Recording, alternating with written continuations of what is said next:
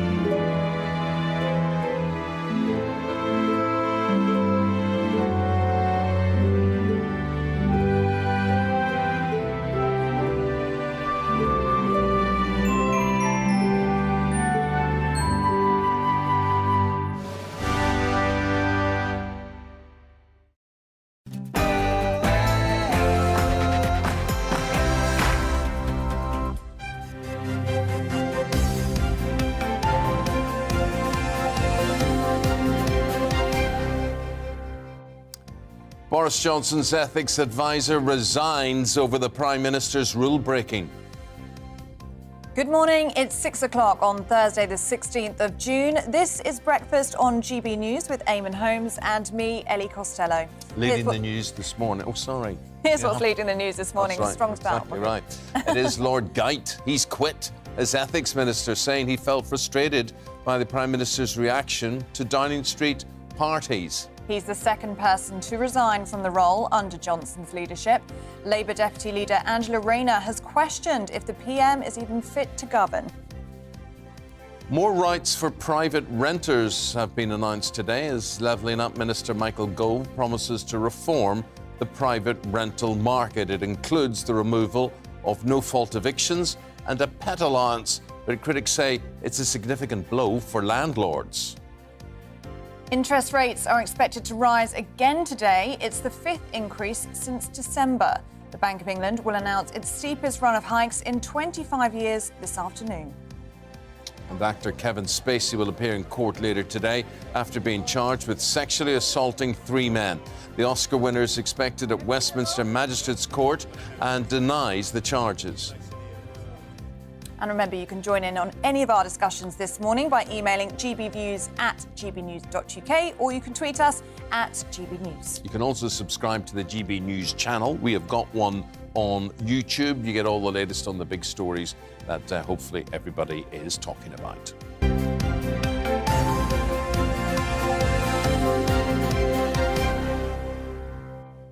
OK, leading the programme this morning, Boris Johnson's ethics advisor. His name is Lord Geidt. He resigned last night. He argued there was a legitimate question over whether the Prime Minister had broken ministerial rules during Partygate. Well, Lord Geidt has yet to give an official reason for leaving, but admitted in a brief written statement that it was the right thing to do. He's the second person to resign from that role under Boris Johnson.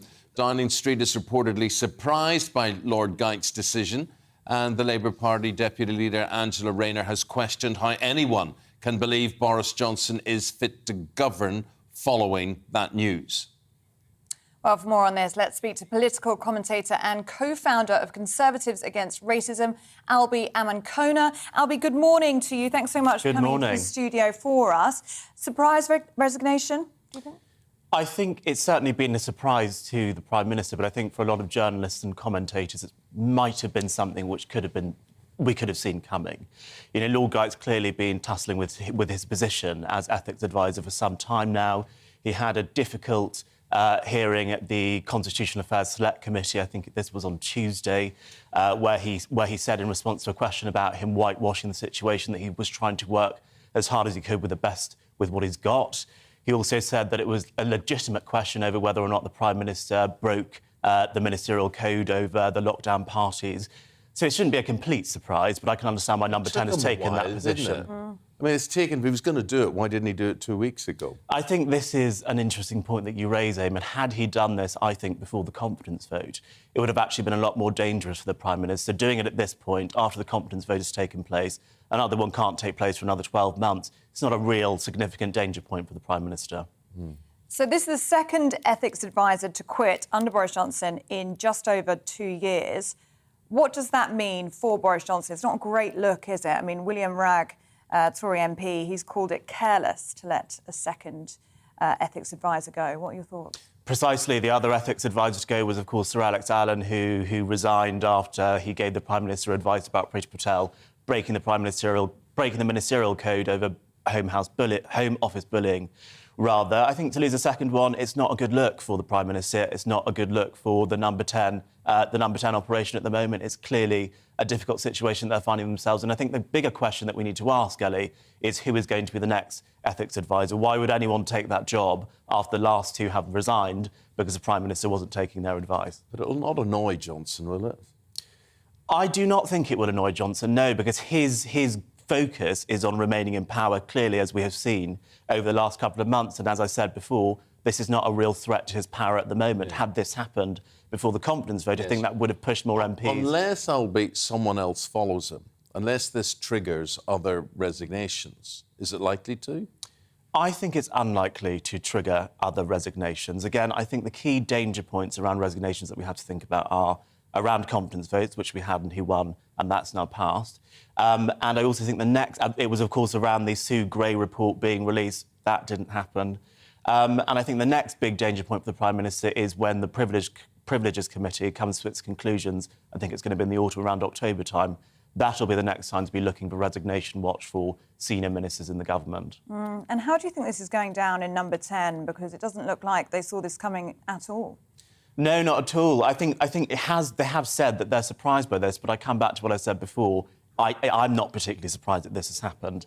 Number 10, of course, they will not be happy about the situation. I think they'll be focused on trying to find the next person for the job, and I think that'll be a difficult job to do. I'd like to see the job description that they put in the newspaper, whatever, for that. You know, wanted someone who's got very high standards and ethics and would adhere to the highest position in office to work for someone who doesn't seem to care about any of that.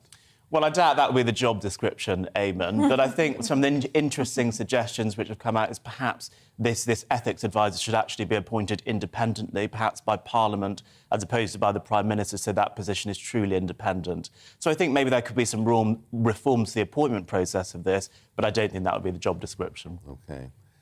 Not one you'd want to apply for yourself, no? No, it seems like a pretty difficult job at the moment, and I think it's going to only get more hard in the weeks and months to come. I was just about to ask you that, because this does seem like a poisoned chalice, doesn't it? The second one to go in just over 2 years. It's a tough job, isn't it, for whoever takes it on next? It's absolutely a tough job for whoever takes it on next. But, I mean, who even knew what an ethics advisor was before Boris Johnson was the Prime Minister? And now on 2 occasions, they've been involved in 2 quite significant news stories related to ministers breaking the ministerial code. I'd like us to get back to a place in politics where these news stories aren't coming up and we're focusing on issues facing the British people, like this huge increase in interest rates, which is going to affect people on mortgages, which is going to affect, people with credit products. This is what we need to be talking about, not on these issues. And I can understand why people are concerned about them, but I'm a bit tired of these little stories coming up all of the time. But it's not a little story. It's not a little story. Where does it end with this man? It just seems to be devoid of any sort of principle or adhering to any sort of rules or standards. I mean, bit by bit, you may say isolated, but it's more than a theme, isn't it? I think it is more than a theme, Eamonn. And the reason these little stories, as I call them, keep coming up is because of the conduct of ministers and because of the conduct of the Prime Minister. And I would just like us to get back to a place where ministers and our leaders are following the rules, by the book, and focusing on the priorities of the British people. This week it should be on the rising interest rates. Albeit this time next week there'll be 2 by-elections, right? People will be going to the polls. Do you think this is the sort of thing that will bite Boris Johnson on the bum? Look, I think the two by-elections coming up next week will be interesting to see. I've seen some polling coming out from Tiverton and Honiton, and actually puts the Conservatives a couple of points ahead of the Lib Dems, which I thought was interesting, because I think a lot of us were expecting a repeat of the by-election that happened up in Shropshire, where the Lib Dems really swept us away. I think in Wakefield, however, I think that's almost certainly going to go away from the Tories to the Labour Party. But I expect the government will use the line that, well, look, we're mid-term through a government and we would expect to be losing by-elections, but it's never a good thing to be losing by-elections. Or indeed ethics ministers. Absolutely. OK. Thank you, my friend. Albie Eamonn there. Thank you very much indeed for your take. Albie's a political commentator. Meanwhile, the Housing Secretary, Michael Gove, will publish today the government's white paper to improve life for renters, promising the biggest shake-up in the private rental sector for 30 years. Yes, no-fault evictions will be banned, and it will be illegal for landlords to have blanket bans for those who are on benefits. Well, our London reporter Alice Porter is outside the Houses of Parliament to tell us more on all of this. Alice, and what else can be expected from this paper? Good morning.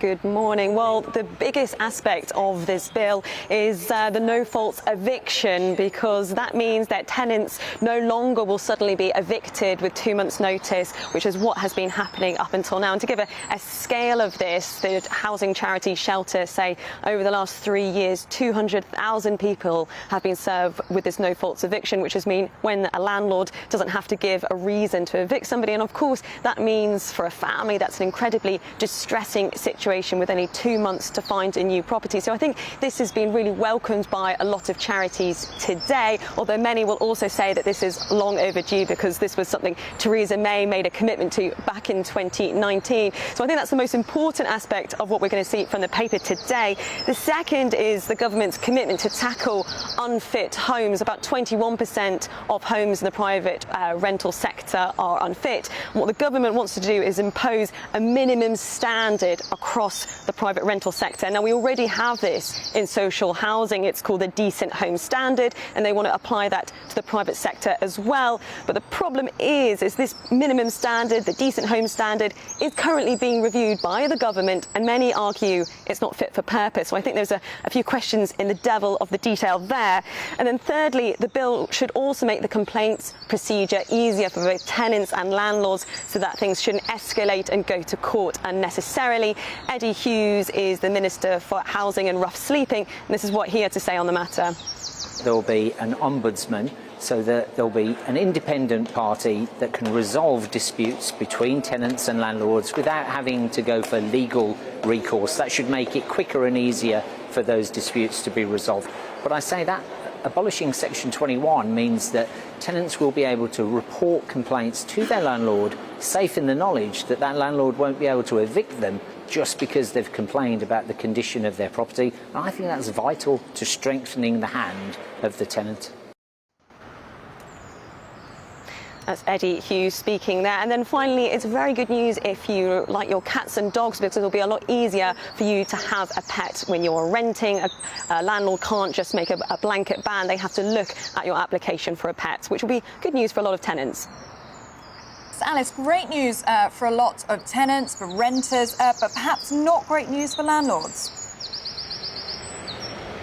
Yeah, it's interesting. The National Residential Landlords Association have said it's government actions which have led to a shortage of supply at a very time that there's increased demand, and therefore you've got a lot of landlords who are leaving the sector. They're selling properties, and that's increasing rent prices as well. And I think the important thing, the backdrop to all of this, is we have a massive housing crisis. The government has committed to building 300,000 new homes a year. They've admitted they're not on target with that. So I think the question really is when we have such a lot of demand from so many people, but a shortage when it comes to supply, I think sadly the power will still be very much with the landlord rather than the tenant, unless that changes.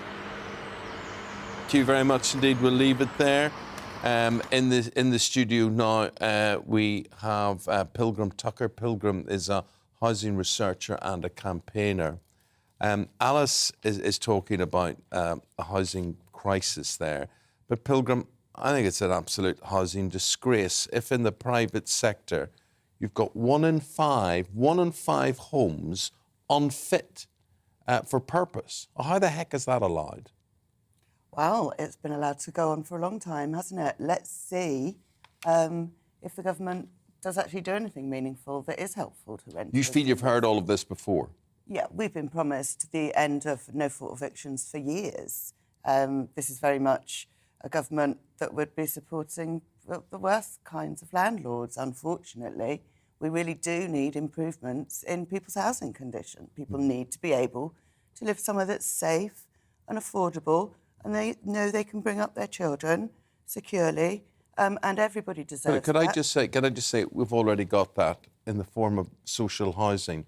Why on earth, then, are they selling that off? Well, exactly. They've been selling it off for years for landlords' benefit and for landowners' benefits and for private interests. It's just the hypocrisy that gets me, Pilgrim, is that, you know, they pretend they're interested in this whole sector and they're going to do something about it, yet as a complete boat catcher, they try and float this idea that you can buy your social housing at a reduced price, when the housing stock is just simply not big enough. And this is the sort of stock that we have got to maintain and grow. Absolutely. It's a ridiculous idea. I mean, I think what we also need to remember is there's a huge number of empty homes that aren't being used. You know, we've got people treating housing as an investment asset, so primarily looking at housing as something to make money from, rather than just to house people and to house families, and so that people can go to work and know they can pay their rent and be able to bring up their children. Well, that should be a governmental or local authority responsibility, or governments empowering local authorities to do that. That should be the basic right, surely, that we're talking about. In the days when we didn't have a terrible housing crisis, yes, that's how we did provide housing, and it was by providing public housing and using our land, which again is in a limited supply. So that's why government does need to step in and make sure that it is available, and not just for the world's global super elites and the oligarchs and... Yeah, because we do need to remember the context of all of this. We are in a housing crisis. I mean, we just heard there from our London reporter, Alice Porter, that the government promised 300,000 new homes. They said they're not on target for that. There is this shortage of supply, and it does push people into the rental market, doesn't it? Yeah, well, we have people pushed into the rental market because or can't afford their own home. Yeah, I mean, basically, it's completely unaffordable, so people are living in poor conditions.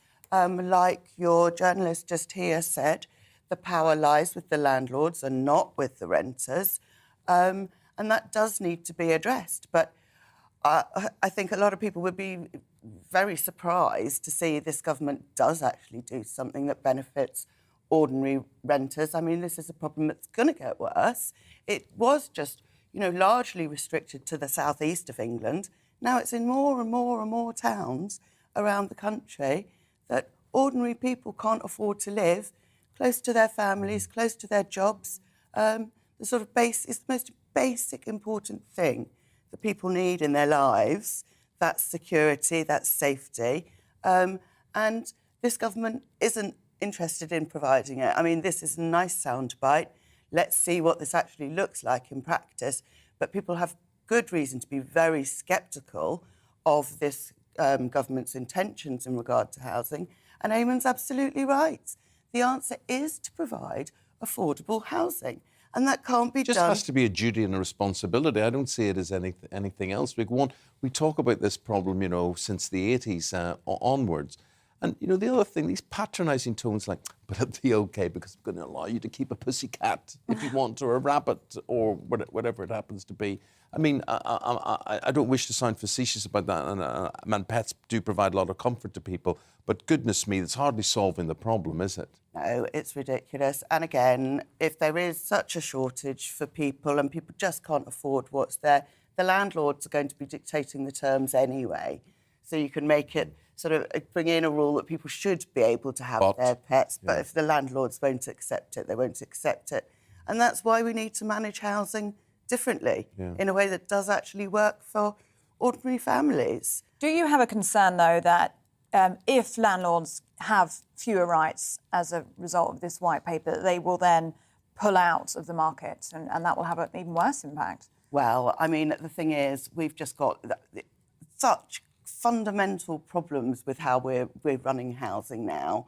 It really does need to be looked at in a much more fundamental way. I mean, basically, you've got a choice between looking after people and treating people fairly, or continuing to look at housing as something to make money from. And those things, they just conflict.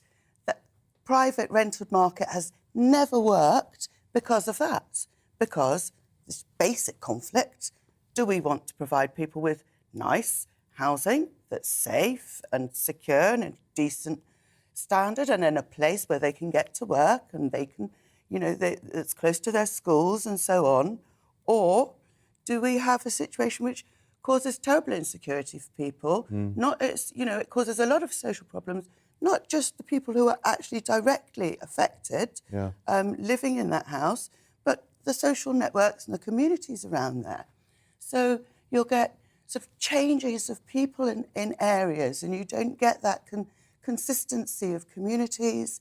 And if you spoke to, say, teachers in schools, they'll tell you about the big impacts it has on children and on children's learning and on their well-being. Not knowing what their address is or what it's likely to be in years to come, and just giving people that dignity, whether they rent a house or whether that's social housing, private or whatever, that there is sort of some security of tenure. Absolutely. Yeah. And so that people are enabled to make a basic, decent life for themselves and their families. Pilgrim, well spoken. Thank you very much indeed. Not everybody will agree with you, especially if they're a landlord on this, but we want to know from you, what do you think of what Pilgrim has had to say? What do you think of this government policy for renters? And if you are a renter, do you think this makes you feel somewhat more secure with your tenancy? The time is 6:20. OK, let's bring you up to date with what's going on today. The UK could pull out of Europe's human rights framework after last-ditch legal rulings blocked government plans to send asylum seekers to Rwanda. A Strasbourg-based court blocked the removal of 3 migrants set to be on the first flight on Tuesday. Downing Street said all options were on the table and did not rule out withdrawing from the European Convention on Human Rights. The wife of a British journalist who's been missing in Brazil has said she can now bring her husband home and say goodbye with love. It's after the bodies of Dom Phillips and Indigenous expert Bruno Pereira were found in the Amazon. Brazilian police said a suspect led them to the remains after confessing to shooting them. New specialist rape courts are being set up as part of a pilot in England to try and improve conviction rates for sexual offences. The dedicated courtrooms will have staff who've had specialist trauma training and will be rolled out in Leeds, Newcastle and Snaresbrook Crown Courts.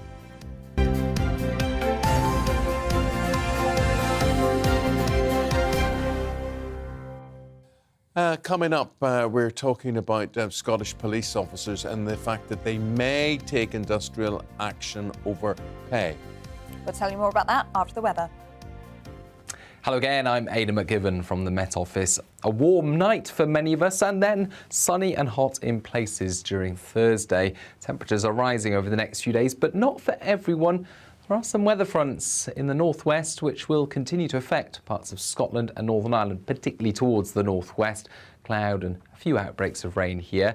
Elsewhere, a lot of high pressure and clear spells overnight, widely across England and Wales, but some clear spells also affecting eastern parts of Northern Ireland, southern and eastern Scotland. It's really towards the far northwest of Scotland, the Northwest Highlands, the Western Isles and perhaps Shetland, where we'll see some outbreaks of rain overnight.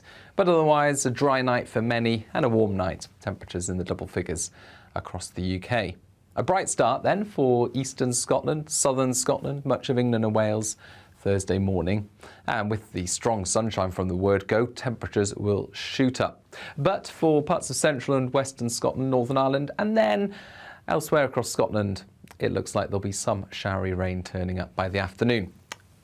Cooler here, but further south, it looks like temperatures will reach 29 or even 30 Celsius in some spots in the southeast. We're looking at mid-20s across parts of Wales, low 20s for parts of southern and eastern Scotland. But for Scotland, for the far north of Northern Ireland, we'll see outbreaks of rain, heavy and persistent for western Scotland by dawn on Friday. Clear spells once again further south and a muggy night to come. Temperatures really not dropping far on Friday morning and then rising quickly during the day with the strong sunshine once again. Now, for Scotland, for Northern Ireland, a weather front here will bring thicker cloud and some outbreaks of rain, perhaps fringing into the far north of England by the afternoon. But further south, with the strong sunshine, temperatures will be remarkably high, shooting up from Thursday up to 34 Celsius in places before coming down at the weekend.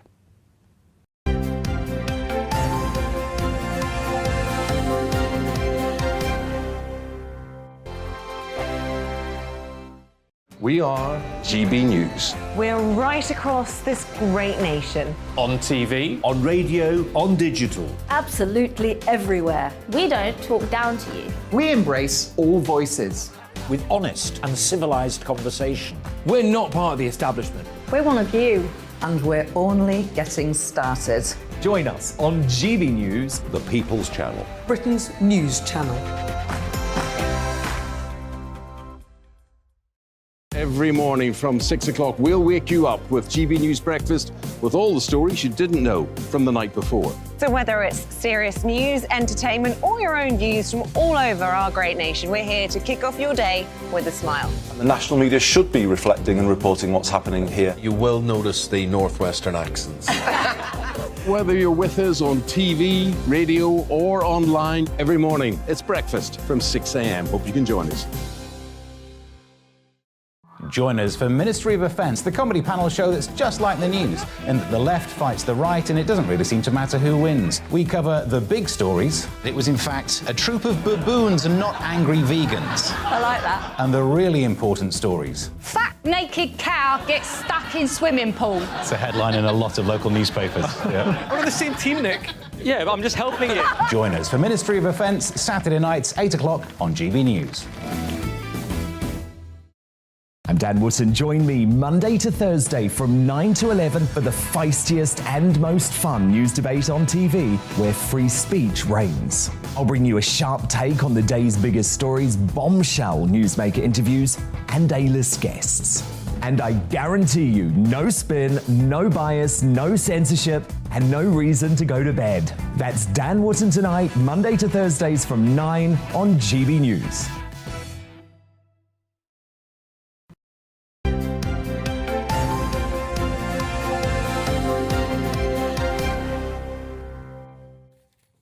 So you may remember on the programme yesterday we were talking about Isabel and I going to Royal Ascot. Well, I came back from it. I don't know where she is. Still there perhaps.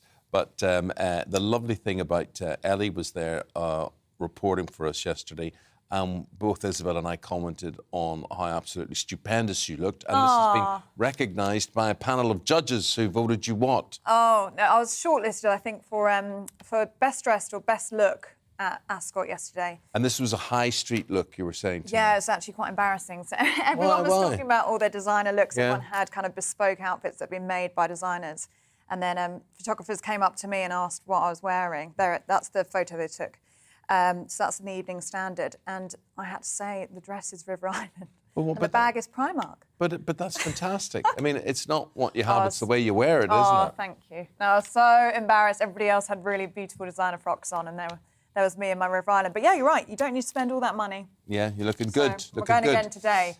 We're just talking about renting before the break there. Philip says there has to be safeguards, but being a landlord is just not worth it now. So it's interesting to hear it from the landlord's perspective. The law safeguards tenants, but practically zero safeguards for landlords. I have many horror stories of being a landlord. It is really, really difficult for landlords, especially if that white paper does come into force. They're going to definitely have fewer rights, but very good news if you're a renter. Janice says we should stop building houses altogether. We need to address our population crisis and not just keep catering for more. This is why you see flooding, pollution and other problems. Well, Janice has a point, I mean, because we do build on floodplains and we overpower and overwhelm like sewage systems and water supplies and all that sort of thing. I mean, we get these crises, every summer there's a drought or whatever. There's not actually a drought, there's a supply issue that you just can't get water to enough industries or domestic houses and things like that. But Janice has got an issue which politicians rarely talk about, and that is overpopulation. Indeed, overpopulation around the world. 28 minutes past the hour. Good morning to you. It's Eamonn and Ellie. This is Breakfast on GB News. And that means still to come on today's programme, right? Yeah, we're going to be live outside Westminster Magistrates Court, where the Hollywood actor Kevin Spacey is expected to appear. He's charged with allegations of sexual assault.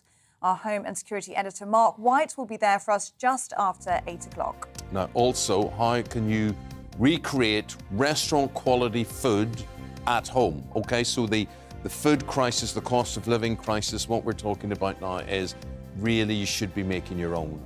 It's healthier and it's certainly not going to break the bank for you. Isn't it? Yeah, we'll be getting some culinary tips from Chef John Gregory Smith, who's with us at 7:45. Now, remember, you can join in any of the discussions today. There it is on screen, gbviews at gbnews.uk, or you can tweet at gbnews.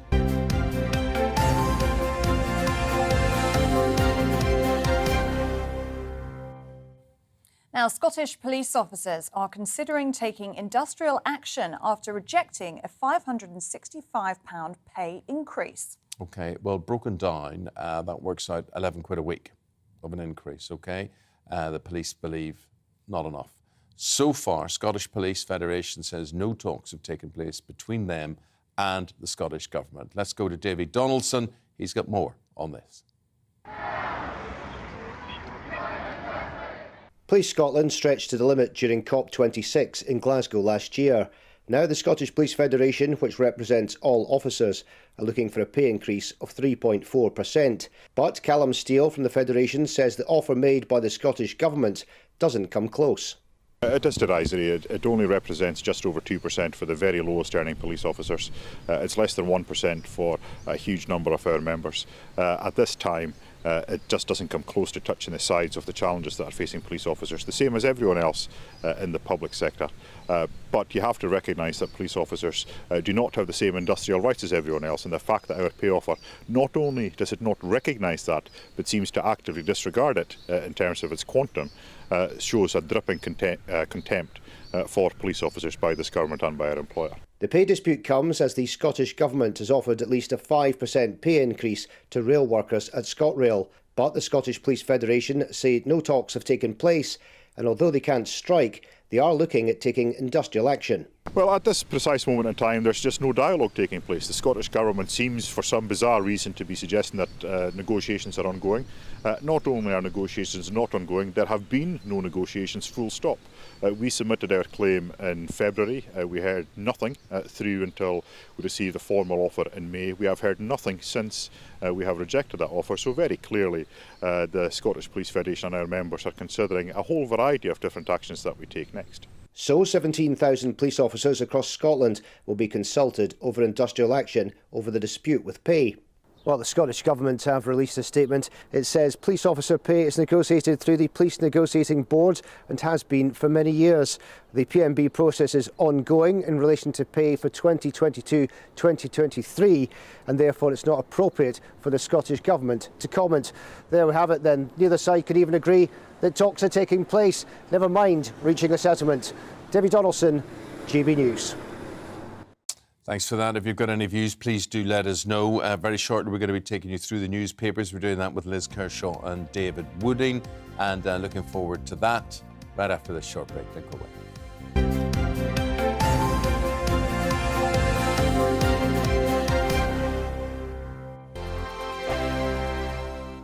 We are GB News. We're right across this great nation. On TV, on radio, on digital. Absolutely everywhere. We don't talk down to you. We embrace all voices.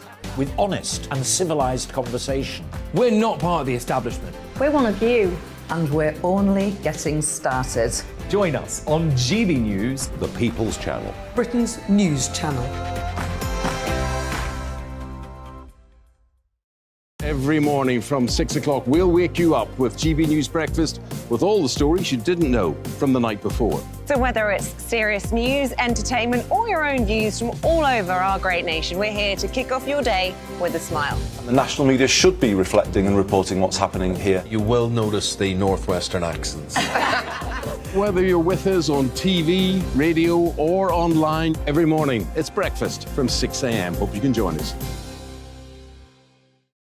Join us for Ministry of Offence, the comedy panel show that's just like the news, in that the left fights the right and it doesn't really seem to matter who wins. We cover the big stories. It was in fact a troop of baboons and not angry vegans. I like that. And the really important stories. Fat naked cow gets stuck in swimming pool. It's a headline in a lot of local newspapers. Yeah. We're on the same team, Nick. Yeah, but I'm just helping you. Join us for Ministry of Offence, Saturday nights, 8 o'clock on GB News.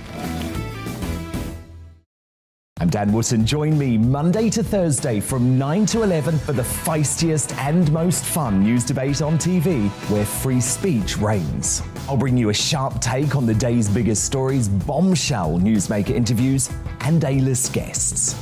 And I guarantee you, no spin, no bias, no censorship, and no reason to go to bed. That's Dan Wootton tonight, Monday to Thursdays from 9 on GB News.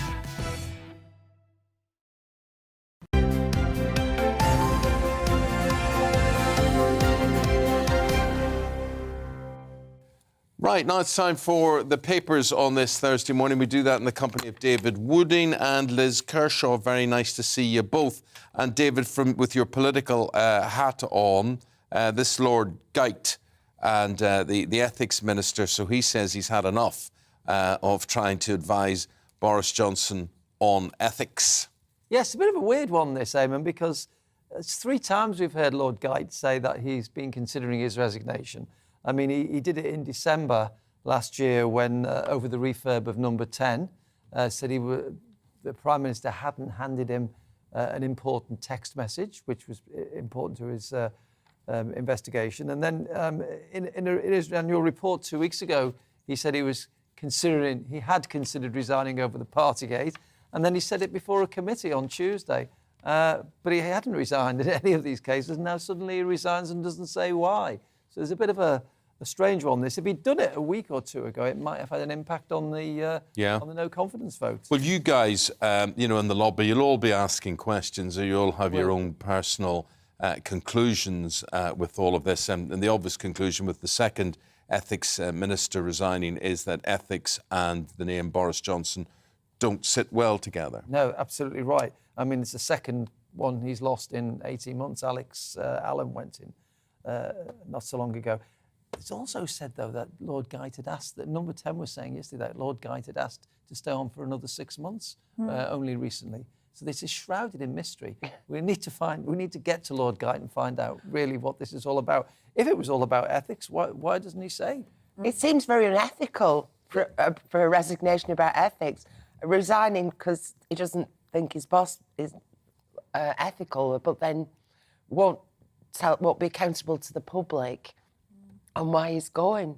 The timing of it is just so bizarre, isn't it? Because obviously it suggests that Partygate was the straw that broke the camel's back. Yes. But this was, 2 weeks ago when we were having this. Why? And if he felt so strongly about it, why did he not go then?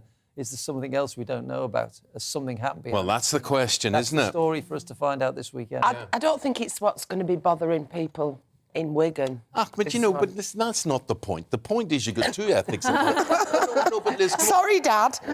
Well, look, sorry, everybody laughs at this. You've got a man who seems to be devoid of any sort of rules and standards. He leads the country, and we all just dismiss it. Oh, well, that's Boris. No, I don't dismiss it. But I do think there is this tone that people just think it's not important. You said it's not important to people in Wigan. It's not the top of their agenda, is it? That not who's running the country, but this guy's resignation is not important to people who are trying... If it was to reflect that man there is a lying, scheming, no good, do you not think that reflects, and people should be literally worried about that? I suppose it falls into the point, some people will care and some people wouldn't. But I would care if it was a headmaster, mistress of my school. I would care if it was a clergy leader. I would care if it was a police officer. There's so many people in society that I would expect more from. Am I not supposed to expect it from a Prime Minister? Yeah, but don't get your blood pressure up, because what I was saying was this particular character...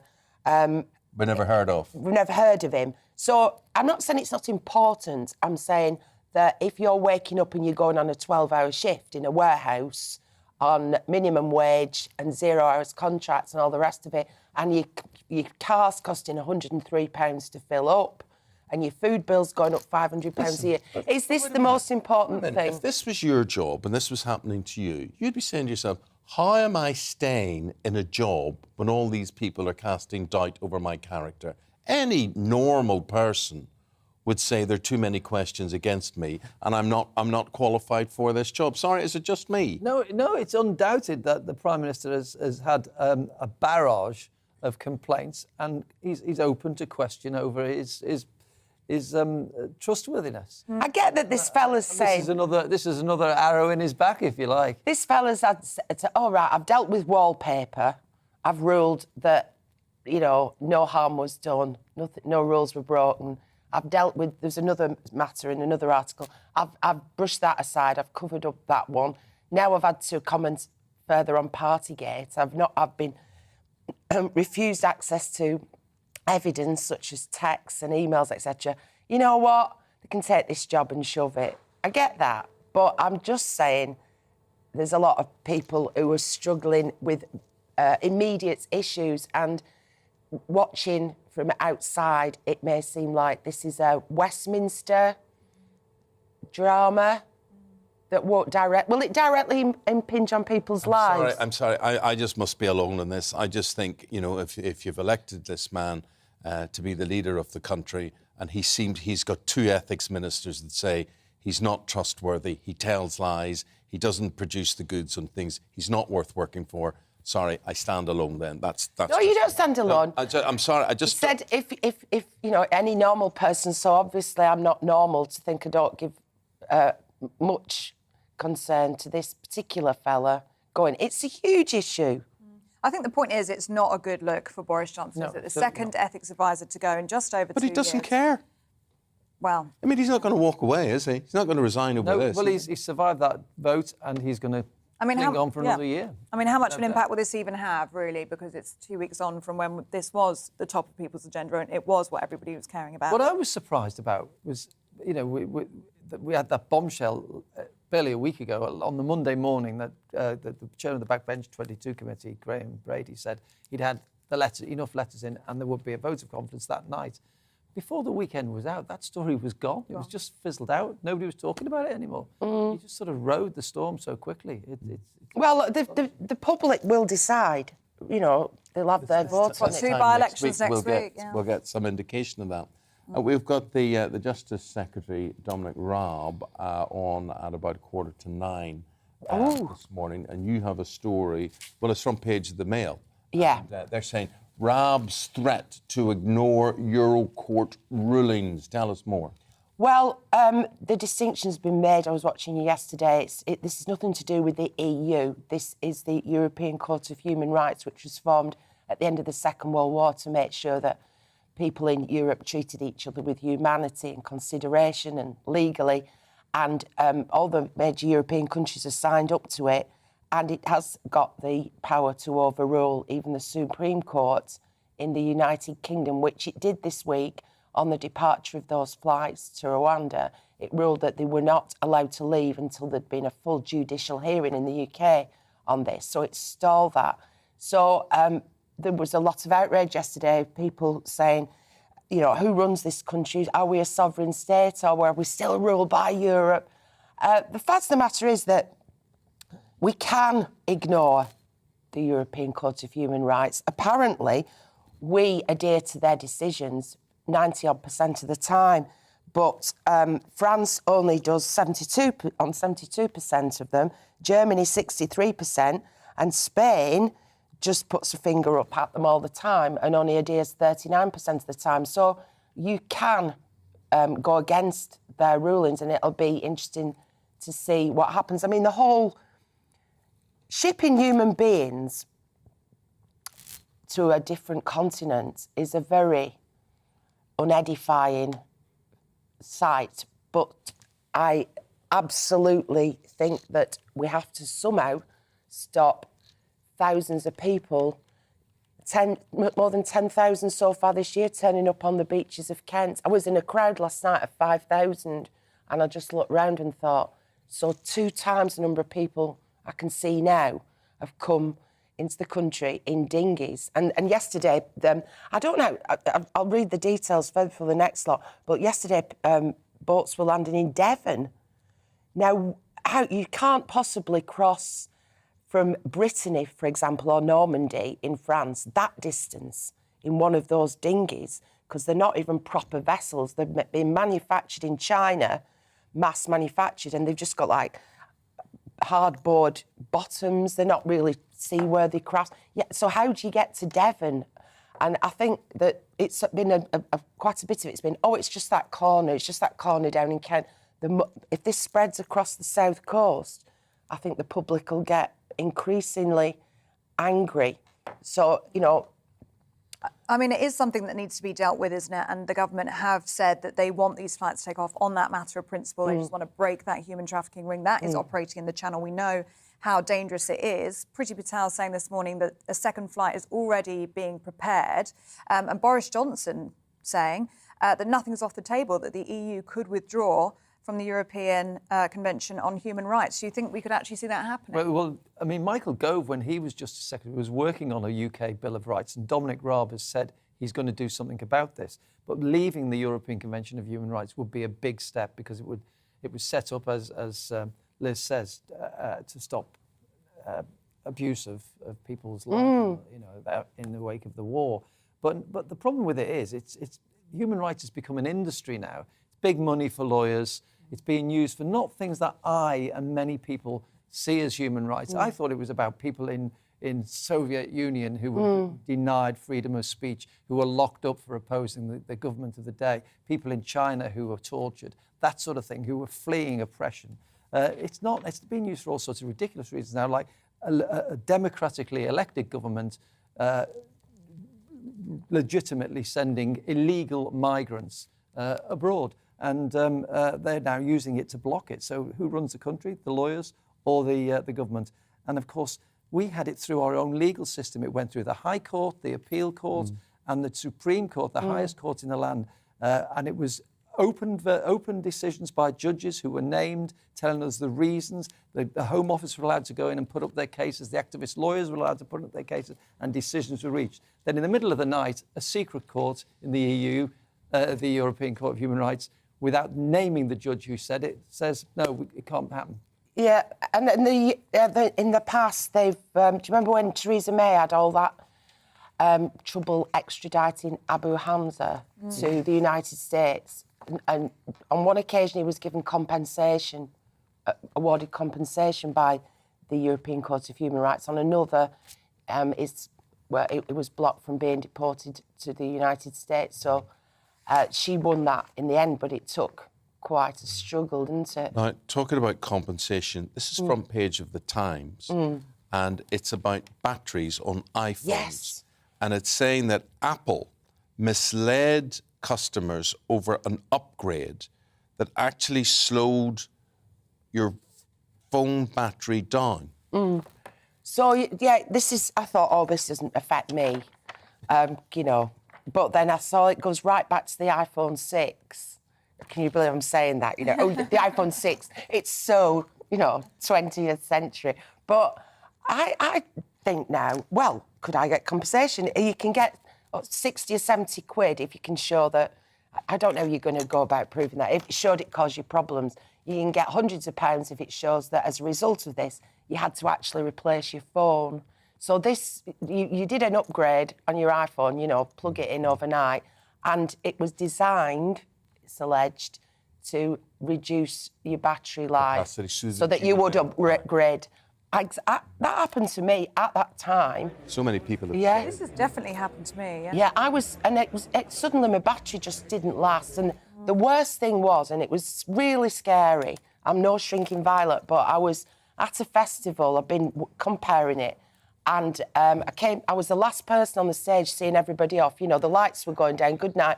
Have a safe journey home. All the artists had left.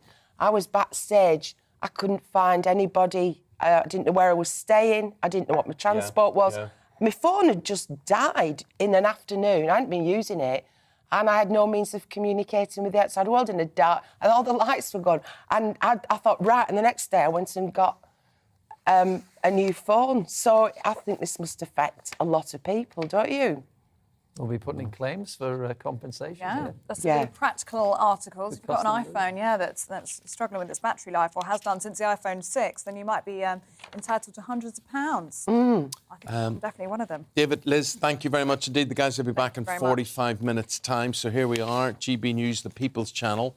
And that involves involving you and speaking to you, listening to what you have got to say about the issues that matter to you. So we're now going to speak to GB News viewer and listener Colin Matthews. Colin's from Gillingham in Kent. Colin, good morning to you. Good morning to the legend Eamonn. Oh, you're dressed well. You look the part. Yeah. Very good to see you there. So basically, we're talking about for you, the important thing is cost of living, Colin, yeah? Cost of living, yes.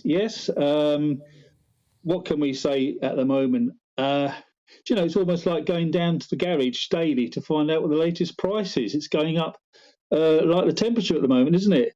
My local station here, Asda's, quite good on their, sorry for the advertising, 187 a litre. But unlike Scotland, you mentioned the other week, they're already over £2 a litre for unleaded, aren't they?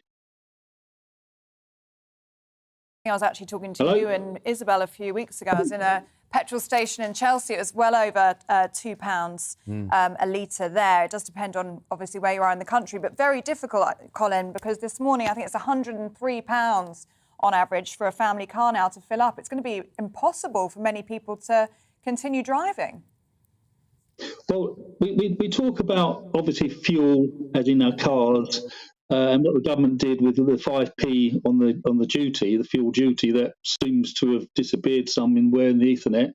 But I was talking to a fish and chip mobile van owner on Tuesday, and I was asking him how he was doing, because obviously they use oil in their frying, and he said that the barrels they buy have doubled in price. And he said, if I was to charge proper for cod and chips, and I don't know if that included mushy peas or not, £9. £9 for cod and chips. Well, affecting everything, isn't it? Yeah, affecting everything. Well, and it's affecting the cost of living crisis, the price that you pay for rental or to buy a home, getting on the housing ladder. Two of your children still live at home, 23 and 25-year-olds. After university, they came back to you, Colin, what, to save money, to save up? Well, they certainly come back so they can live and feed themselves and be sheltered, etc. And obviously to try to save money, to put a deposit down, because their preference, and I guess this is the norm, preference is to own home. Generally speaking, we're educated for home ownership, aren't we? But as they save, the goalposts keep moving. The idea of renting is not in their brief, really. And the only part-way option, I guess, is if they were to see something at auction and have it as a little project on the side and then do it up themselves and move in that way. But for new properties, it's really regarding the deposit and the mortgages, it's a no-goer. I'm in the same position as your children, I think. I'm very lucky to have parents that have still let me live at home. But rental is just so expensive. It is really, very difficult for lots of people. There are, of course, people that don't have a choice, and the housing market is just far too expensive for them to get on board with. But what is it about your children that kind of puts them off rental, or is it just because they've got lovely parents such as yourself? Well, these two are my stepchildren. It's my wife's two. I'm very fortunate. I've got three sons, and they're 10 years above in generation-wise, and they're into the housing market. But yeah, I think it's support, and I think there's a lot of parents and grandparents that are supporting this generation, because it's not just related to house pricing and housing stock. It's related to, obviously, the ability to earn an income that is going to enable them to qualify to getting onto housing ladders. And as I said previously, zero contracts, it does not lend itself to helping this generation. And generally, some of the jobs they're offered, even though they're graduates, the hourly rates or the salaries do not justify really what their potential earning power is. Yeah. Colin, a couple of stories in the news today, and one about the Prime Minister's latest ethics advisor resigning. This is the second one during Boris Johnson's tenure. Does that raise question marks with you? Does it concern you at all or not? Right. I mean, the whole issue over Boris is a big issue, as we know. Ever since he was dangling on the skip wire with his two Union Jacks, I've followed Boris as Mayor of London and as he got elected to be Prime Minister. He's the best example of how you can be a Teflon-shouldered person and swim through anything. He got the votes just about to say carry on, maybe because no one else wants to take over from his legacy he's leaving behind. They want him to deliver or not deliver. And the Partygate business, I think, was disgusting. I mean, I don't think there's many people that aren't the victims of, say victims, inverted commas, of complying to COVID restrictions. My uncle died, and I wanted to go to his funeral, and I couldn't because there was that restriction of how many could be at the funeral. I think there was 8 or 14 or something, and and I really missed. I couldn't even do the video of his funeral. And so when we hear all these stories, and oh no, it was all right. Oh no, I didn't do this. And it's all come out, and then the police investigation, and then he got fined. You've got to say to yourself, how far can this all go? How far can it all go before we say which has been led down some path which we don't want to go down? Thanks very much. Are you dressed up for us, or are you heading out to work this morning? Or Ascot? Well, not Ascot, no. But Eamonn, you see this tie? Yes. I don't know if you can see it. It's got all little elephants on it. Ah, that's now, the nice. reason for that is I was in a job whereby it was a well-paid job, but I was a senior project manager on a job, and there were so many things happening. So there were like big elephants coming towards me, charging at me. Yeah, he was getting really stressed. And my boss, he said, "How about having this tie?" And on this tie is little elephants. He said, "Think of that charging big elephant as little elephants, and just tackle each little elephant, and the big elephant will go away." There you are. That's the advice of the day. And £10 for fish and chips. That's what I'm still reeling from. I know, me too. Colin, very good talking to you. Thank you very much indeed. Live there from Gillingham in Kent. Thank you very much indeed. Colin Matthews is a GB News listener and viewer. You've almost got matching ties. Indeed. Except you haven't got elephants, you've got Not swells. that I'm aware of, no. Okay. It's almost like you've had a chat before the programme. Coordinated yourselves. Right, we're going to take a break here, but when we come back, we're going to be discussing the resignation of the PM's ethics minister. We're talking about that after this. Hello, good morning. I'm Aidan McGivern from the Met Office. A fine start for most of us and warming up quickly with plenty of strong sunshine around, but not everyone will see the sunshine. Cloud and rain will affect parts of Scotland and Northern Ireland. A cold front moves in here and it'll stick around for much of the day. High pressure further south, meanwhile, allows a lot of sunshine and light winds with building temperatures throughout the day. So for much of England, Wales, southern and eastern Scotland, sunny spells during the morning. Western Scotland, Northern Ireland sees thicker cloud and some showers come along, but those showers will also push into eastern Scotland and perhaps the far north of England by the afternoon. Plenty of sunshine elsewhere, further south across the UK. Mid to high 20s, 29 Celsius likely for London and the southeast, 22 for Aberdeen, so still relatively warm here, but more like 18 to 20 for the rest of Scotland and Northern Ireland. And it's across Scotland and Northern Ireland where thicker cloud and some more persistent rain turns up overnight.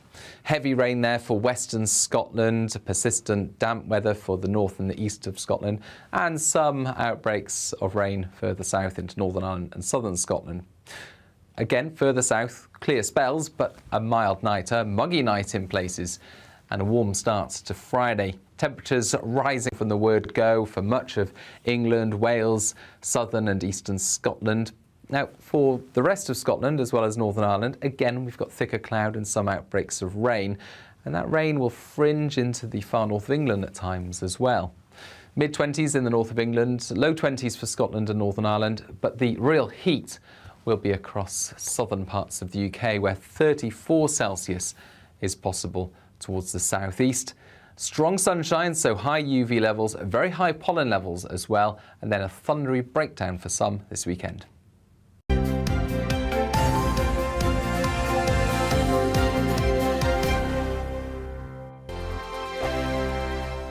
We are GB News. We're right across this great nation. On TV, on radio, on digital. Absolutely everywhere. We don't talk down to you. We embrace all voices.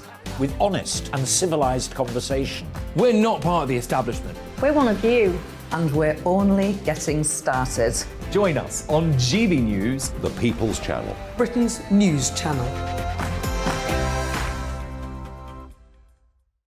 Every morning from 6 o'clock, we'll wake you up with GB News Breakfast with all the stories you didn't know from the night before. So whether it's serious news, entertainment, or your own views from all over our great nation, we're here to kick off your day with a smile. The national media should be reflecting and reporting what's happening here. You will notice the northwestern accents.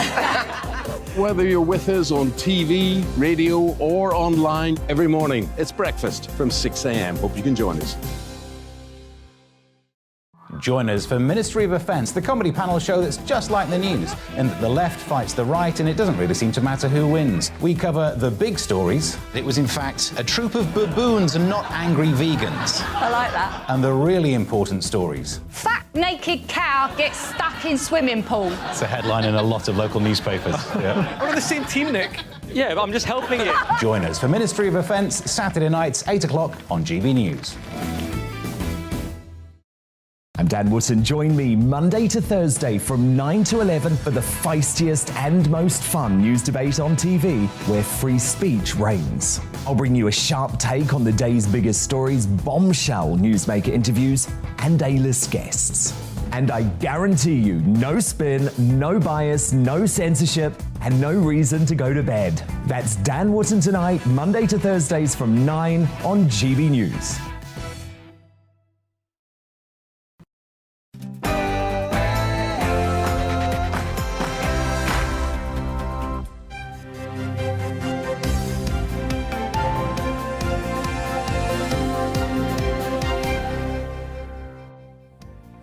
Boris Johnson's ethics advisor resigns over the Prime Minister's rule breaking. Hello there, very good morning to you just after 7 o'clock. It's Thursday, the 16th of June. Breakfast on GB News this morning with me, Eamonn, Holmes and Ellie Costello. And here's what's leading the news this morning. Lord Geidt has quit as ethics minister, saying he felt frustrated by the PM's reaction to the Downing Street parties. He's the second person to resign from the role under Johnson's leadership. Labour Deputy Leader Angela Rayner has questioned if the PM is fit to govern. More rights for private renters announced today as Levelling Up Minister Michael Gove promises to reform the private rental market. It includes the removal of no-fault evictions and a pet allowance, but critics say it's a significant blow for landlords. Interest rates are expected to rise again today. It's the fifth increase since December. The Bank of England will announce its steepest run of hikes in 25 years this afternoon. And the actor Kevin Spacey will appear in court later today after being charged with sexually assaulting 3 men. The Oscar winner is expected at Westminster Magistrates Court in London, but he denies the charges. And remember, you can join in on any of our discussions this morning by emailing gbviews@gbnews.uk, or you can tweet us at gbnews. Yeah, and a lot of you having already opinions on the renting situation. Michelle saying, I'd like to point out that many leasehold properties have clauses in the main lease that pets are not allowed. So this is often not a decision for the landlord, but more the main freeholders. And it's especially common in larger blocks. Yep, and Louise says, I'm a landlady and I have 4 properties. I charge rent which is under market value. I could charge more, but I don't. I have good tenants and we have a good relationship. A very large proportion of landlords do a cracking job in providing good quality housing. We already jump through a lot of hoops. The majority are good people. Keep those coming in. Our top story this morning, Boris Johnson's ethics advisor, Lord Get-It, resigned last night after arguing there was a legitimate question over whether the Prime Minister had broken ministerial rules during Partygate. Well, Lord Geidt has yet to give an official reason for leaving, but admitted in a brief written statement that it was the right thing to do. Well, he is the second person to resign in that role of ethics advisor under Boris Johnson. Downing Street is surprised, they say, by Lord Geidt's decision. Meanwhile, the Labour Party Deputy Leader Angela Rayner has questioned how anyone can believe Boris Johnson is even fit to govern following that news. Well, for more reactions, let's speak to Global Chief Executive of Ipsos, Ben Page. Good morning to you, Ben. What do you think about this resignation then? Has it come as a surprise to you? Well, in some ways, no. The man had a pretty impossible job because, of course, his ability to investigate is determined by the Prime Minister himself. So he's not fully independent, as he's acknowledged. But I'm not sure any of this is going to fundamentally change the dynamics of politics. Even before this happened, we had 58% of the British saying that they believed the Prime Minister should resign over Partygate. More people than not said that the investigation had not been thorough enough, and they didn't believe that it was going to lead to consequences for the correct people. And of course, we have the Labour leader, Keir Starmer, seen as more honest by a margin of about 3-1 compared to Boris Johnson. So with all of those things together, it's not really this second ethics advisor resigning is not on its own going to really change the dynamic. Most people have made their mind up about Partygate and all of the things that may have gone on at Downing Street well before this, to be quite honest. So it's just confirming many people's existing views, in my opinion. And unless, of course, Ben, unless, Ben, we find out something else, some deeper reason, some more obvious reason as to why specific reason as to why he's resigned, and indeed whether others follow suit. Yes. I mean, I think if you started to see more ministerial resignations, if you found out that he had written and said a whole load of very specific things to the Prime Minister, which had been ignored, then yes, you may see yet more reaction. And certainly inside the Conservative Party, he's already had 41% of his MPs vote for him to stand voted in no confidence in him. This certainly isn't going to help him in that situation at all. And it probably speeds up the arrival of the next no confidence vote by the 1922 through the 1922 committee, etc. But, the public have made up their mind about Boris Johnson, and they probably couldn't even tell you who the first ethics advisor was. And most of them couldn't tell you what the name of the man who's just resigned was anyway. That the public have made up their mind on Boris Johnson. What do you think we're going to see at those 2 by-elections next week? Well, and that's a very, very good question. I mean, there hasn't been much polling in by-elections, and by-elections are notoriously difficult to poll in. So I'm not going to make firm predictions. Let's wait and see. But if they do lose one seat to the Liberal Democrats down in the south, they lose Labour back to Wakefield back to Labour in the north. That starts to send a very clear message, and I think his MPs become even more restive. Boris Johnson is damaged. But at the moment, if you look at the underlying numbers, he's still not past this point of absolute no return. Mrs. Thatcher was as unpopular as Boris Johnson at a few points in her time in office and did come back and win general elections.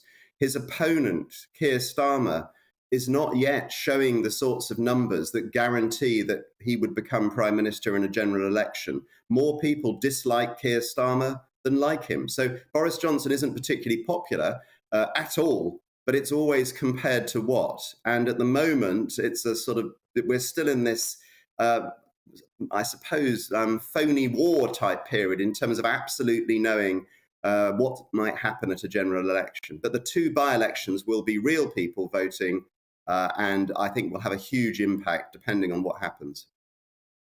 Ben, great to have your thoughts. Ben Page, Global Chief Executive of Ipsos, there for us. Let's speak now to our political correspondent, Tom Harwood, who joins us in the studio. Tom, good morning to you. This resignation, then, has it come as a surprise to you? It's been a long time coming. Many people have expected that Lord Geidt would be proffering his resignation on several occasions. First, there was the scandal over curtains in the Downing Street flat. There was some suggestion that he might resign over that. And then at the beginning of this Partygate scandal, we've been hearing various reports, briefings again and again, that he was sort of on the precipice of resigning. So coming at all is not a surprise. I suppose what may raise eyebrows is why now? What is the point about this week that has pushed him over the edge? And there are some very curious explanations. The statement from Downing Street, we haven't had a particularly verbose statement from Lord Geidt himself, but the statement from Downing Street talks about Lord Geidt being asked this week to provide advice on a commercially sensitive matter, one that previously had all-party support. It's very opaque as to what on earth he was being asked to advise on. But the reason for that statement being put out by Downing Street would suggest that it has something to do with this resignation. And, of course, the political context of all of this, the trouble that the Prime Minister has been in and questions over the ministerial code on which Lord Geidt is supposed to advise, that can't have helped that mood music. And this is the second ethics advisor to quit in just over 2 years. This isn't a great look for Boris Johnson, is it? It certainly isn't. Sir Alex Allen was the first ethics advisor for this Prime Minister who resigned over a scandal involving Priti Patel. Priti Patel was accused of breaking the ministerial code over bullying allegations. That's something that would normally be a resigning offence. Boris Johnson rejected that report, and in response, Sir Alex Allen resigned. What's really interesting is then there was a big search put on by Whitehall, by Number 10, really trying to find the next person. And it was a tough, long battle to persuade Lord Geidt, a very respected individual, someone who'd previously worked for the royal family, someone who'd been in the top of society in Britain for a long time. To persuade him to come into Number 10 as ethics advisor was a long, hard battle. Well, once Boris Johnson has lost 2 ethics advisors, it'll be an even tougher battle to find someone of similar standing to take on this job now. That's a real challenge for this Number 10. I suppose that's the question, isn't it? I mean, William Ragg, Tory MP, this morning calling it careless that Boris Johnson has let a second ethics advisor go. But I suppose the question is, who fills these shoes? It does seem a little bit like a poisoned chalice, doesn't it? Certainly, and this is a big political problem as well, because the Prime Minister will be under pressure to say that he has responded to the lessons of the Sue Gray report, that there is independent oversight of what goes on in Number 10. This is an important role to fill, and leaving it vacant for too long leaves the Prime Minister open to attacks, to political attacks. He can't be seen to be marking his own homework on so many issues. It's an important role to fill. However, it's very hard to see which respected individual from the civil service, from civil society or elsewhere would take on this role relatively readily, given the context that is surrounding this Number 10 and, frankly, how long this Number 10 will last in its current form. Although, that being said, on the other hand, people think of next week as a crunch point for this government. Of course, there are 2 by-elections on the 23rd of June, one in Tiverton and one up in Wakefield. Now, the received wisdom had been, until recently, that this would be a very difficult point for the Prime Minister, that letters may go in, that there may be a potential for rule changes and another confidence vote. I'm hearing that that's really now not the case, that frankly, losses in these by-elections have been priced in, and the fact that the confidence vote against the Prime Minister took place 2 weeks ago has really knocked the wind out of the sails of potential rebels at this time. I think we're in for a more smooth summer, potentially, than many people were thinking. And the real crunch point for the Prime Minister, the time by which he needs to fix issues like getting an ethics advisor, like having a more clear plan on the economy, potentially cutting taxes as well, is actually the October party conference. Potentially, the Prime Minister has until the autumn to turn things around. That is at least what Lord Frost, the former cabinet minister, has been saying, and that seems to have relatively wide agreement within the parliamentary party. It's certainly what Boris Johnson will be hoping for, a smooth summer. Thanks so much, Tom Harwood. Really good to have your thoughts on that. 13 minutes past 7 o'clock. You're watching and listening to Breakfast on GB News. The Housing Secretary, Michael Gove, will today publish the government's white paper to improve life for renters, promising the biggest shake-up in the private rental sector for 30 years. Yes, no-fault evictions will be banned, and it will be illegal for landlords to have blanket bans for those who are on benefits. Well, our London reporter Alice Porter is outside the Houses of Parliament, and she will tell us more about what you can expect from this paper today. Alice, good morning. Good morning. Well, the biggest change is the banning of no-fault eviction, which is when a landlord or landlady can, without any reason, evict a person or a family. They have 2 months to find a new property, and that, of course, is distressing for many people. And their housing charity shelters say that over the last 3 years, 200,000 people have been served with these evictions. So it causes a lot of problem for a lot of people who perhaps have complained to their landlord about the conditions of their accommodation suddenly find themselves served with one of these. So I think this has really been welcomed by a lot of charities today, although many will say it's long overdue because this was something that Theresa May looked at back in 2019. So I think that's the most important sort of notable point from the paper that's going to be put forward today. The second is a commitment from the government to raise the quality of the accommodation in the private sector. The government themselves say that 21% of private rental accommodation is unfit, which is quite a stark figure there. I mean, 21% is absolutely enormous. So what they want to do is improve the standard. And at the moment, in social housing, we have the Decent Home Standard, and that's the sort of minimum standard that we have in housing, and they want to extend that into the private sector as well. I think there are a few problems with that, though, in many ways, because this minimum standard is currently being reviewed by the government. Many people say it's not fit for purpose. Of course, we've seen some shocking stories of poor quality social housing. So I think the devil is in the detail there. And then I think, thirdly, another important fact is that the government is wanting to make it easier for both landlords and tenants to sort through their grievances without having to go to court. Eddie Hughes is the Minister for Rough Sleeping and Housing, and this is what he had to say on it. There will be an ombudsman, so that there'll be an independent party that can resolve disputes between tenants and landlords without having to go for legal recourse. That should make it quicker and easier for those disputes to be resolved. But I say that abolishing Section 21 means that tenants will be able to report complaints to their landlord, safe in the knowledge that that landlord won't be able to evict them just because they've complained about the condition of their property. And I think that's vital to strengthening the hand of the tenant.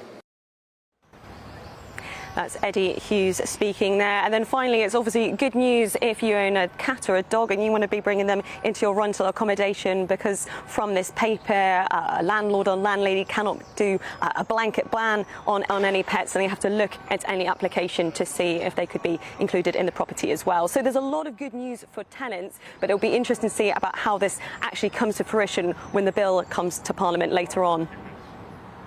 Talk more about this now. We've got Jeremy Leaf in the studio now. He's an estate agent in North London. What's the market like in London for rentals?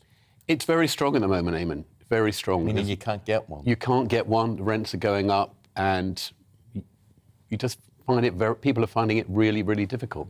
Well, we need landlords, we need tenants, right? We've got a shortage of supply. What would you want to see from this bill today? Well, the most important thing is ensuring there's enough property available. And if there is, the rents will stay in check and they won't keep going up. And that's what we need, a supply. And if it's not, they will. Right. And make it even more difficult for people to find property. So here's the thing.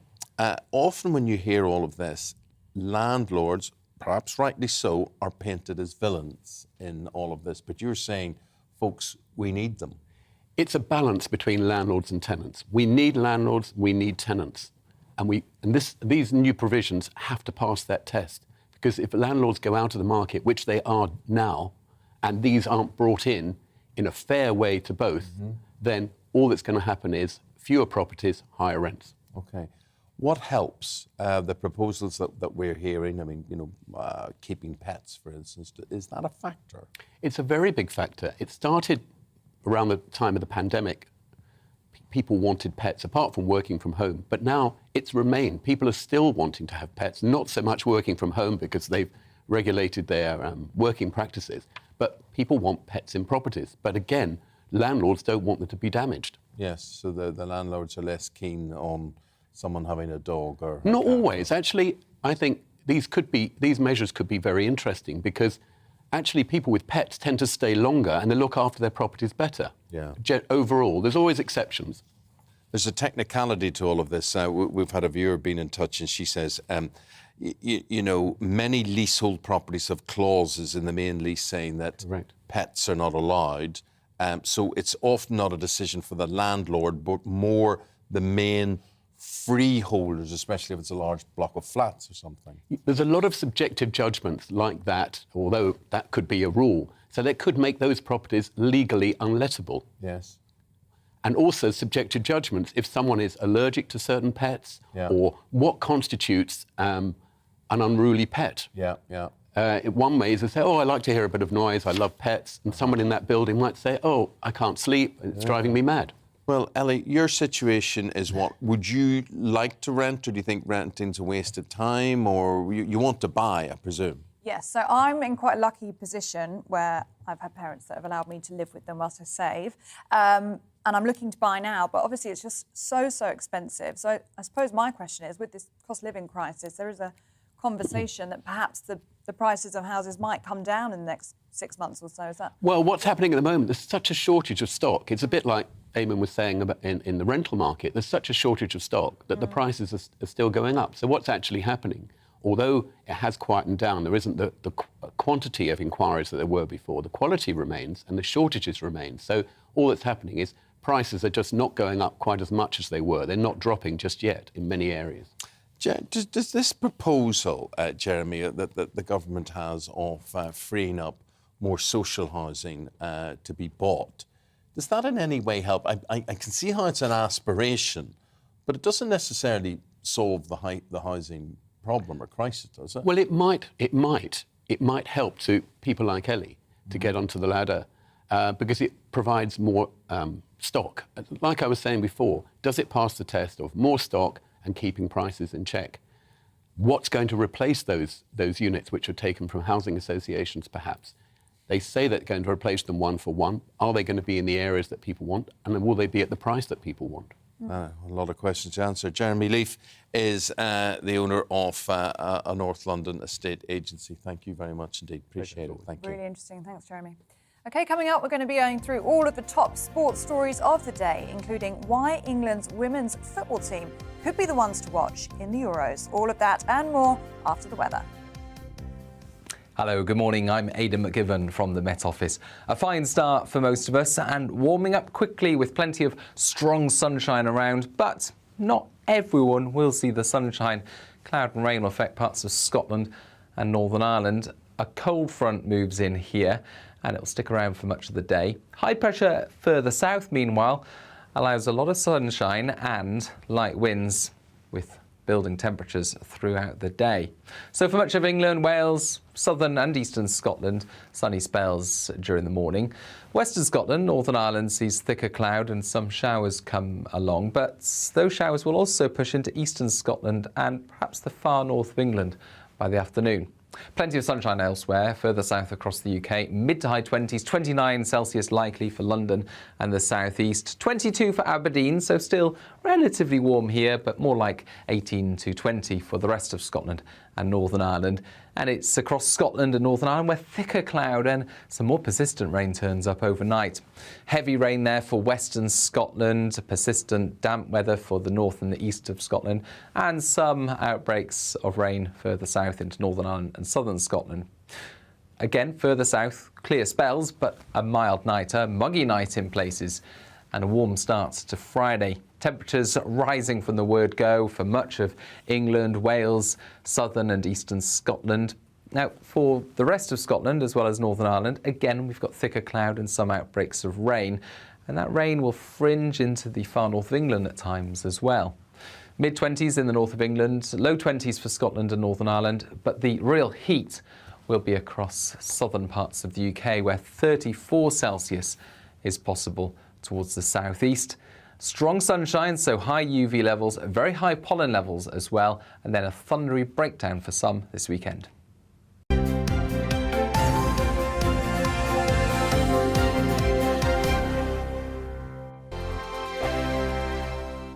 We are GB News. We're right across this great nation. On TV, on radio, on digital. Absolutely everywhere. We don't talk down to you. We embrace all voices.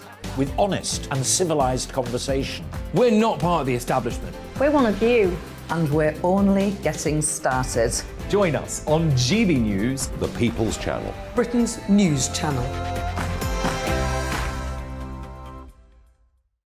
Every morning from 6 o'clock, we'll wake you up with GB News Breakfast with all the stories you didn't know from the night before. So whether it's serious news, entertainment, or your own views from all over our great nation, we're here to kick off your day with a smile. The national media should be reflecting and reporting what's happening here. You will notice the northwestern accents. Whether you're with us on TV, radio, or online, every morning, it's breakfast from 6 a.m. Hope you can join us. Join us for Ministry of Offence, the comedy panel show that's just like the news, in that the left fights the right and it doesn't really seem to matter who wins. We cover the big stories. It was in fact a troop of baboons and not angry vegans. I like that. And the really important stories. Fat naked cow gets stuck in swimming pool. It's a headline in a lot of local newspapers. Yeah. We're on the same team, Nick. Yeah, but I'm just helping you. Join us for Ministry of Offence, Saturday nights, 8 o'clock on GB News. I'm Dan Wootton. Join me Monday to Thursday from 9 to 11 for the feistiest and most fun news debate on TV, where free speech reigns. I'll bring you a sharp take on the day's biggest stories, bombshell newsmaker interviews, and A-list guests. And I guarantee you, no spin, no bias, no censorship, and no reason to go to bed. That's Dan Wootton tonight, Monday to Thursdays from 9 on GB News.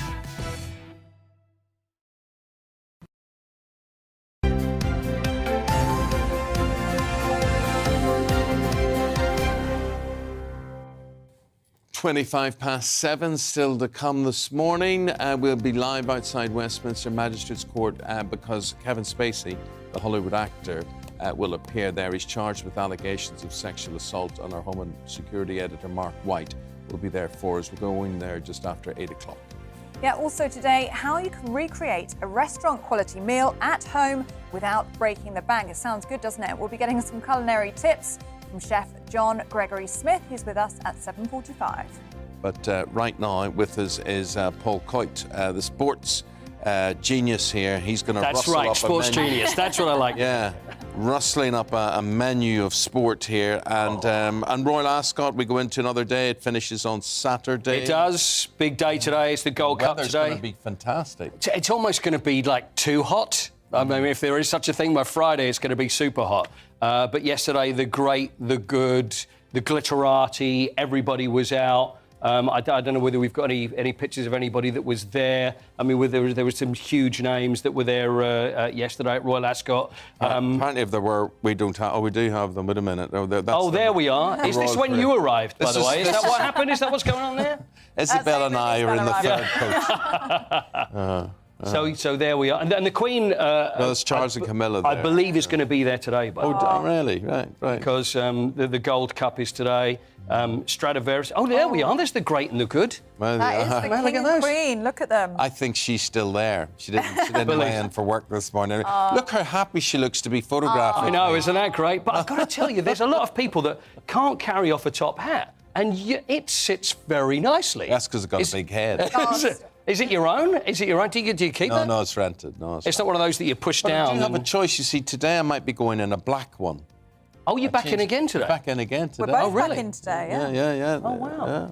Have you got your outfit? Yeah, I'm going for a different look today. So yesterday I was in white. You look fantastic in the white, by the way. What? You look fantastic. Oh, there it is. We'll look at that. She won some sort of award or something. Look at her. You weren't posing for that, Ellie, were you? Was that just you standing, just looking over your shoulder? Candid. Yeah, completely. I didn't even know it was being taken. No, but today I'm going for a completely different look. I'm going to go colour block, red and pink. You can't wear the same thing twice. Well, you can't, not at Ascot, no. So. Right, fine. Is that where you're going to wear a different hat as well then? You two, fashion. Well, between two choices. I'm between two choices now. I have a silver waistcoat or a grey waistcoat or a pale blue. I voted pale blue. I think you're right. Yeah. I think it has to be the pale blue. Yeah. But hopefully the Queen's there. That would be amazing. I think so, because her horse, Reach for the Moon, runs at 5:35. Favourite, isn't it? Yeah, absolutely. Yeah, hot favourite as well. That's in the Hampton Court Stakes. I mentioned Stradivarius, everybody's favourite horse, most popular horse in the country. Looking for Stradivarius looking for fourth win in the Gold Cup. Frankie Dettori rides Stradivarius, so that's in the Gold Cup. And I do have a tip for you. Yes. I know you feel bad about the tips that I've had before. Yeah, never worked for me before. I know, but I've got a feeling because it's called Newfoundland Royal, and it's in the 305. And a friend of mine, who he always comes to me with outsiders, yes, and he's not the one that gave you the one for the Derby. Newfoundland Royal in the 305, 8-1. Okay, remember, worth. You heard it here first, and if I'm never seen again, you know it never go anywhere whatsoever. Bet money that you're prepared to lose. That's what we should say to you there. Hey, the football season, goodness me, there we are, new Premier League season, weekend of the 6th, 7th of August. Correct. And the fixtures come out today at 9 o'clock. Yeah, it's always an exciting time. I don't know about you, but even though I'm missing the Premier League, we're only about 2 or 3 weeks away from the last one ending. But the new fixtures, what's the first you look for? Because people either look for Christmas, the first fixture, or local rivals. There's always one that someone's going to look for. The Liverpool fixture. Always going to look for the Liverpool fixture. Which is usually at the same time. It's usually in March. You know what? It's funny because I was wondering that as well and thinking there's often games that Spurs play always seem to be at the same time. But there's a computer program, and I looked into this to find out exactly how this works. They start with a thing called a pairing grid. So this is how the computer works. There's a pairing grid, and so you have home and away fixtures. So they put in Manchester United's home and away. Then it all goes into the system, and then it all mixes up, and so it will pair your home fixtures with someone else who's away. And they say it's completely at random. Then there's other ways that they do it, and also because you've got for example, like Manchester United and Manchester City, one's home, one is away. You will never get more than 3 games at home or away in a row, so that's not allowed. Yes. And to start the season, you can't have 2 games at home or away, and you can't do that to end the season as well. That will be either an advantage or disadvantage. Exactly. At the start or the end of the season. Exactly. Well. So, yeah, they all come out 9 o'clock this morning. Take into consideration there for all of that. What else are we looking for with the new season? Any rule changes, anything going to be brought in? Substitutes, well, we're looking at 5 substitutes. 5, yeah. Which... Again, it's quite controversial. Favours the big teams. I think it does favour the big teams. There's some that say that no, it doesn't, but I think it does. Because if you've got more talent and you've got more strength in depth, then obviously you've got more. But then you've got teams like Liverpool who don't seem to use substitutes. They've had that before where they're arguing the fact there should be 5 substitutes. And Jurgen Klopp, whose birthday is, by the way. Is it? It's his birthday. Happy birthday, Jurgen. By the way, I know we always do this, but how old do you think Jurgen Klopp is? Jurgen Klopp, is he about 47, 48? That's his teeth.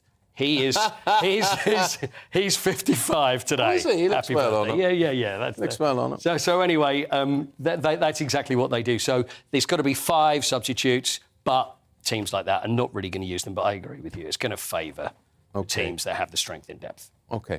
What else do you want to talk about? Well, look at the golf. US Open gets underway today. Oh, does it? With the Live series, which is going on, the controversy about Phil Mickelson. Phil Mickelson is going to be playing in the US Open.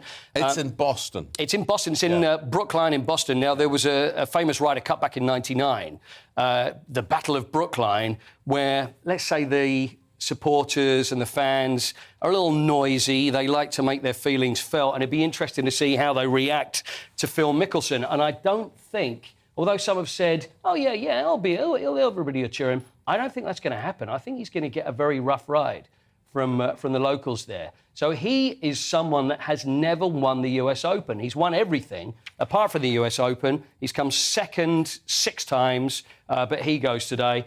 He had a press conference yesterday, more questions about Saudi Arabia, more questions about the $160 million that he's earning from it. It was one of those uncomfortable press conferences that he sat through. But anyway, he's not going to win. I don't think he's going to win, but they would hate it. The US Open would absolutely hate it if he did come through and win it. Yeah. Funny, I was just looking back at the Premier League season as well. Yeah. We forget, of course, that by mid-November, the season will take a break until Boxing Day because of this Qatar World Cup. That's right. Yeah. There's going to be a break. It's the first time we've ever seen it because we've got the World Cup during the winter. It's always during the summer, so something's got to happen with the Premier League, so there is the break in the middle. So, I'm not sure.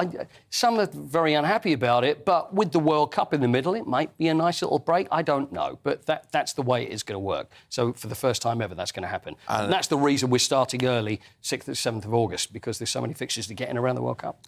And then there's the Women's Euros, and they're going to happen when? In July? That's July, yeah. This 6th of July is the first game, and they play Austria tonight in a warm-up friendly, because Serena Wiegmann, who's the coach of the women's side, announced her 23-player squad yesterday. No place for Steph Houghton. Steph Houghton, who is a legend of the England game and England setup. Been captain for many years. She's out because she hasn't played since January. She's got an Achilles injury, so she's not going to be there. When you've got Fran Kirby, Chelsea striker, hasn't played since February. She is in the squad. And then you've got other great names like Ellen White. It's her 3rd Euros, and she's the leading goal scorer for England. So she will be there. So they play Austria tonight, and then the actual Euros get underway in July. OK, Paul. Appreciate that. Thank you very much indeed. That's your sports roundup on this Thursday morning.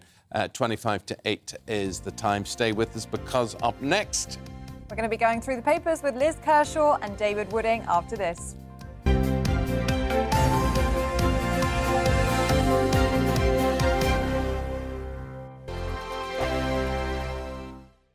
We are GB News. We're right across this great nation. On TV, on radio, on digital. Absolutely everywhere. We don't talk down to you. we embrace all voices. With honest and civilised conversation. We're not part of the establishment. We're one of you. And we're only getting started. Join us on GB News, The People's Channel. Britain's news channel.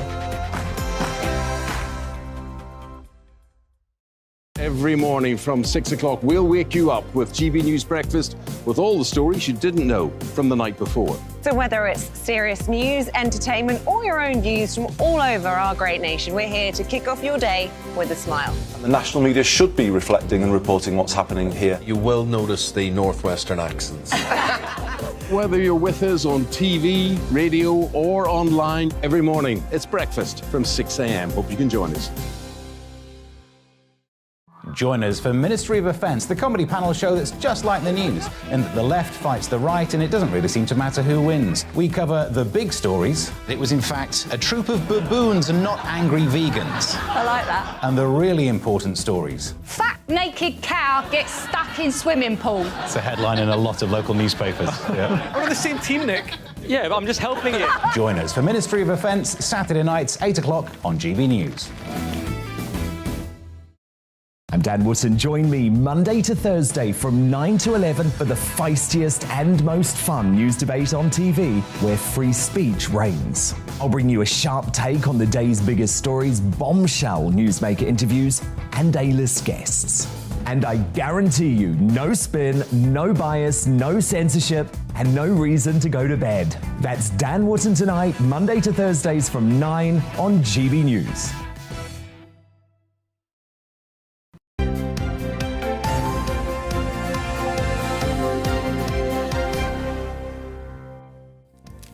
Good to see you again. Let's bring you up to date with what's happening news-wise.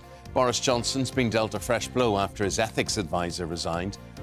Lord Geidt says with regret he feels it was the right thing to do. Earlier this week, Lord Geidt said it was reasonable to suggest the Prime Minister breached the ministerial code when he was fined for lockdown parties. Downing Street says the PM is surprised by the resignation. The Bank of England is expected to hike interest rates for the 5th time in a row today. GDP fell by 0.3%, which analysts say likely rules out anything more than a small rise. The bank's Monetary Policy Committee is expected to increase base rate from 1%, already the highest in 13 years, to 1.25%. The UK could pull out of Europe's human rights framework after last-ditch legal rulings blocked government plans to send asylum seekers to Rwanda. A Strasbourg-based court blocked the removal of 3 migrants set to be on the first flight on Tuesday. Downing Street said all options were on the table and did not rule out withdrawing from the European Convention on Human Rights.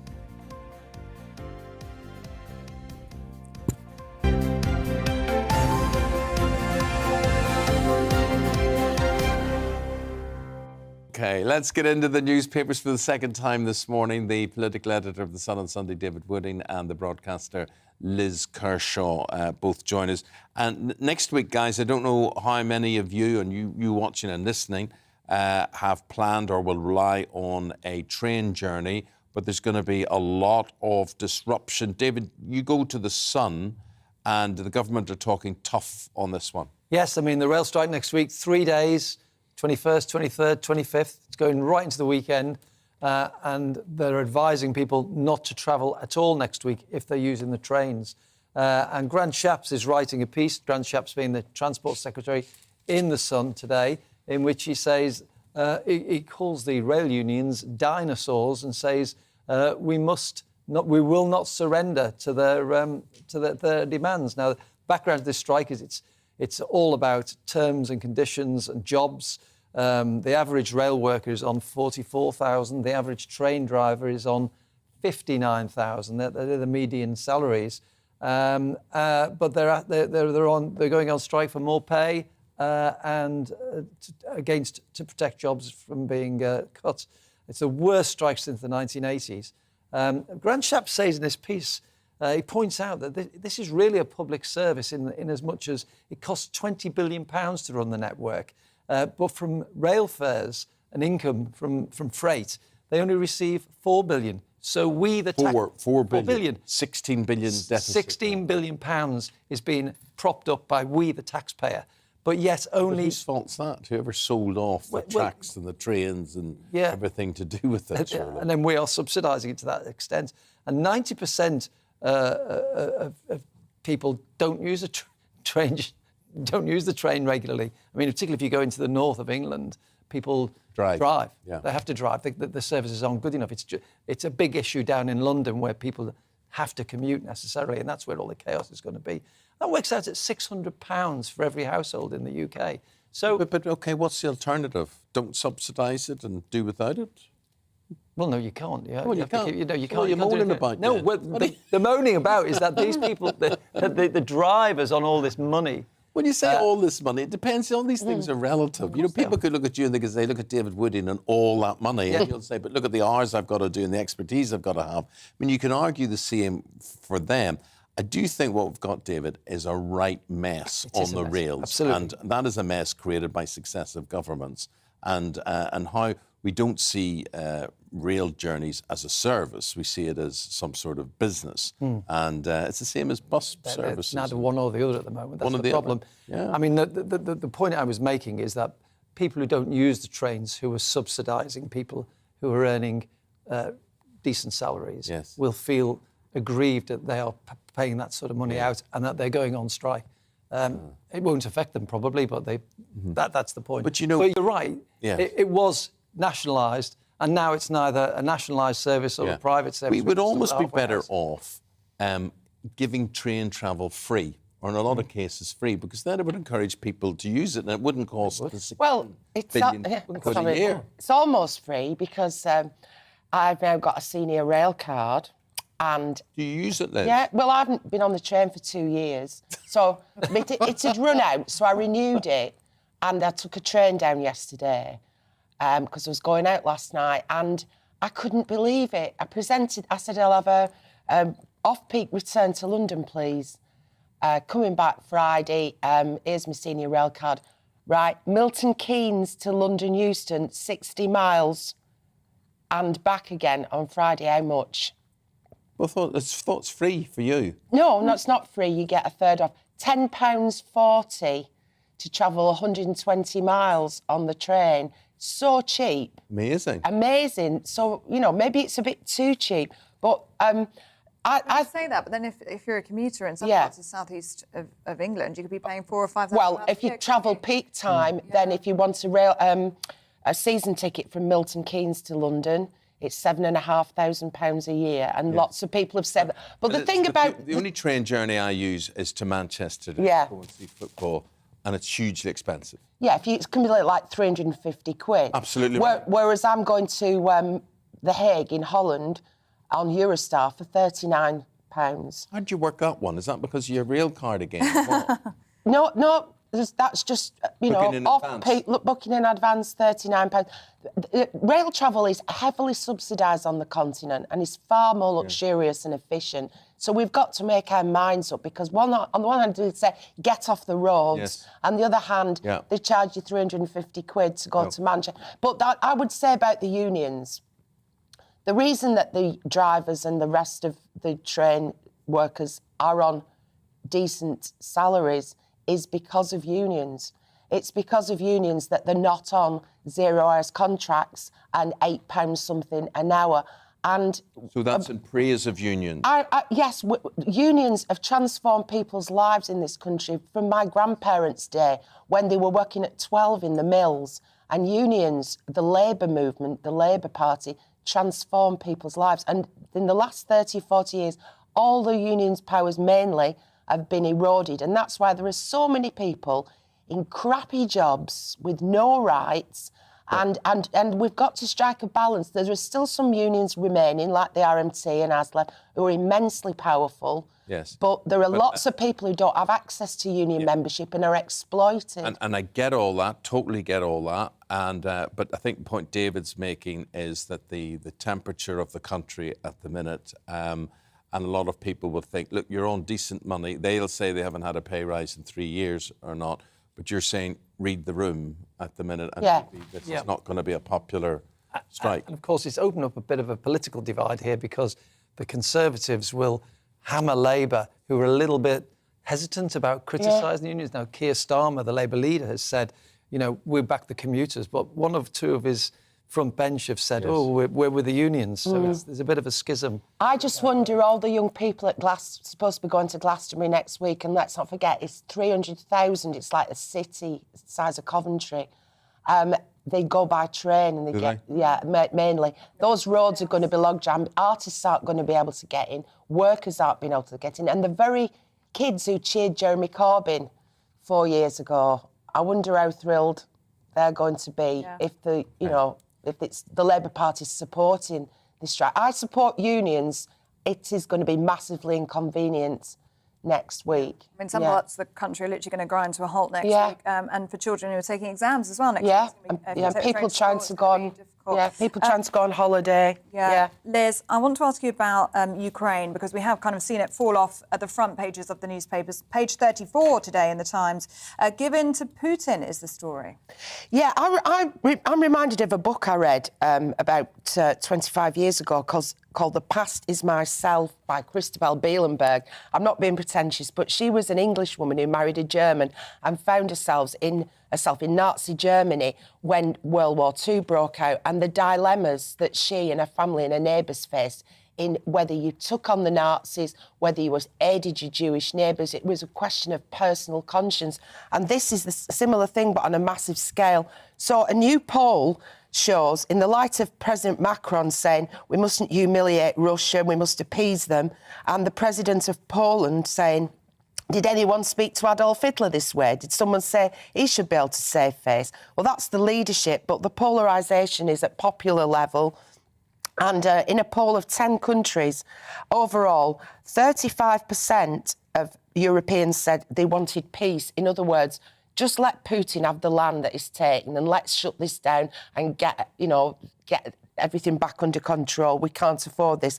Only 22% voted for justice, which means we absolutely smash Putin and drive him back and beat him. Yeah. And it varied between different countries, and it's more or less Western Europe and Eastern Europe. So Western European countries like France and Italy, Germany and even the UK are massively in favour of appeasing him. And the countries on the border who are under threat themselves, like Poland, Lithuania, Latvia, are saying, no, we must fight this. Well, that makes sense geographically, doesn't it? But I suppose if you let Putin get away with this, it's where is the line?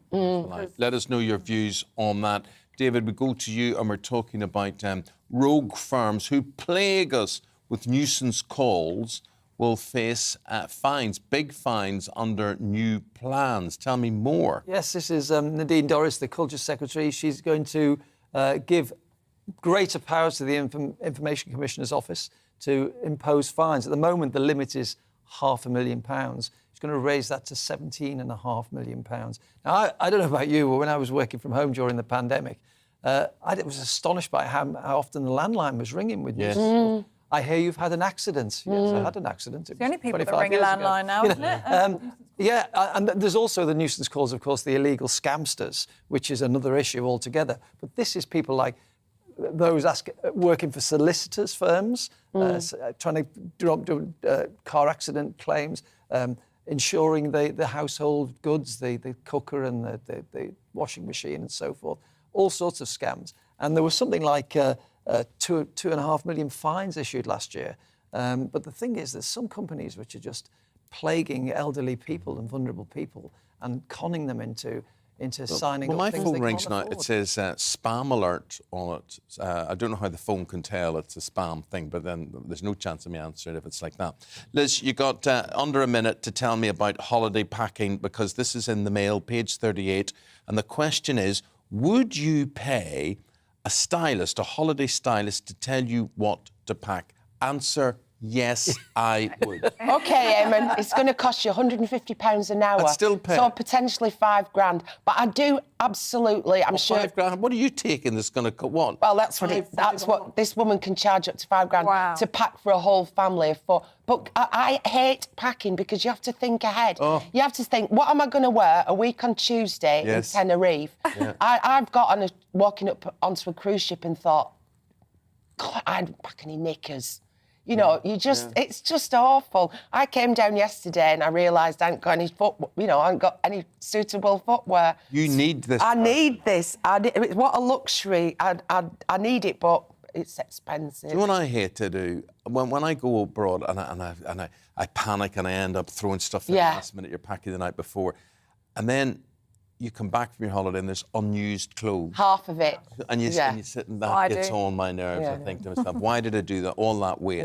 Or you could just be like my wife and you bring 7 suitcases. I would love to do what some people do, which is go with nothing and buy everything while you're there. Well, that's a risk, though, isn't it? That's a big risk. You're in the tourist shops in some places, you're not going to... OK, guys, thanks very much indeed. They're going to be back in 45 minutes' time, bringing you up to date news-wise. This is what we've got for you on this Thursday morning. The UK could pull out of Europe's human rights framework after last-ditch legal rulings blocked government's plans to send asylum seekers to Rwanda.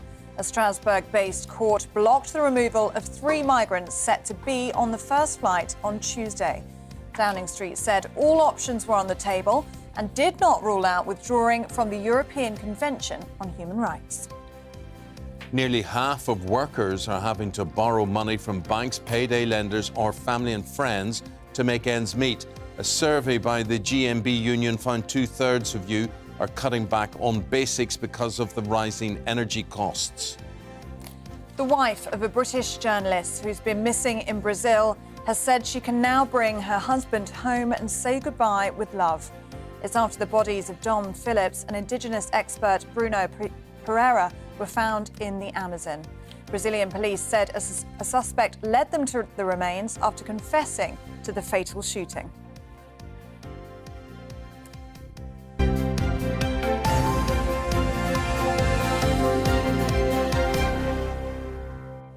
Now, look, we've been discussing, as we have been the past few weeks, how the cost of living has just been really, I don't know the exact word, messing you up big time, right? You know, all the bills. And people say, how do we cut back? What do we do?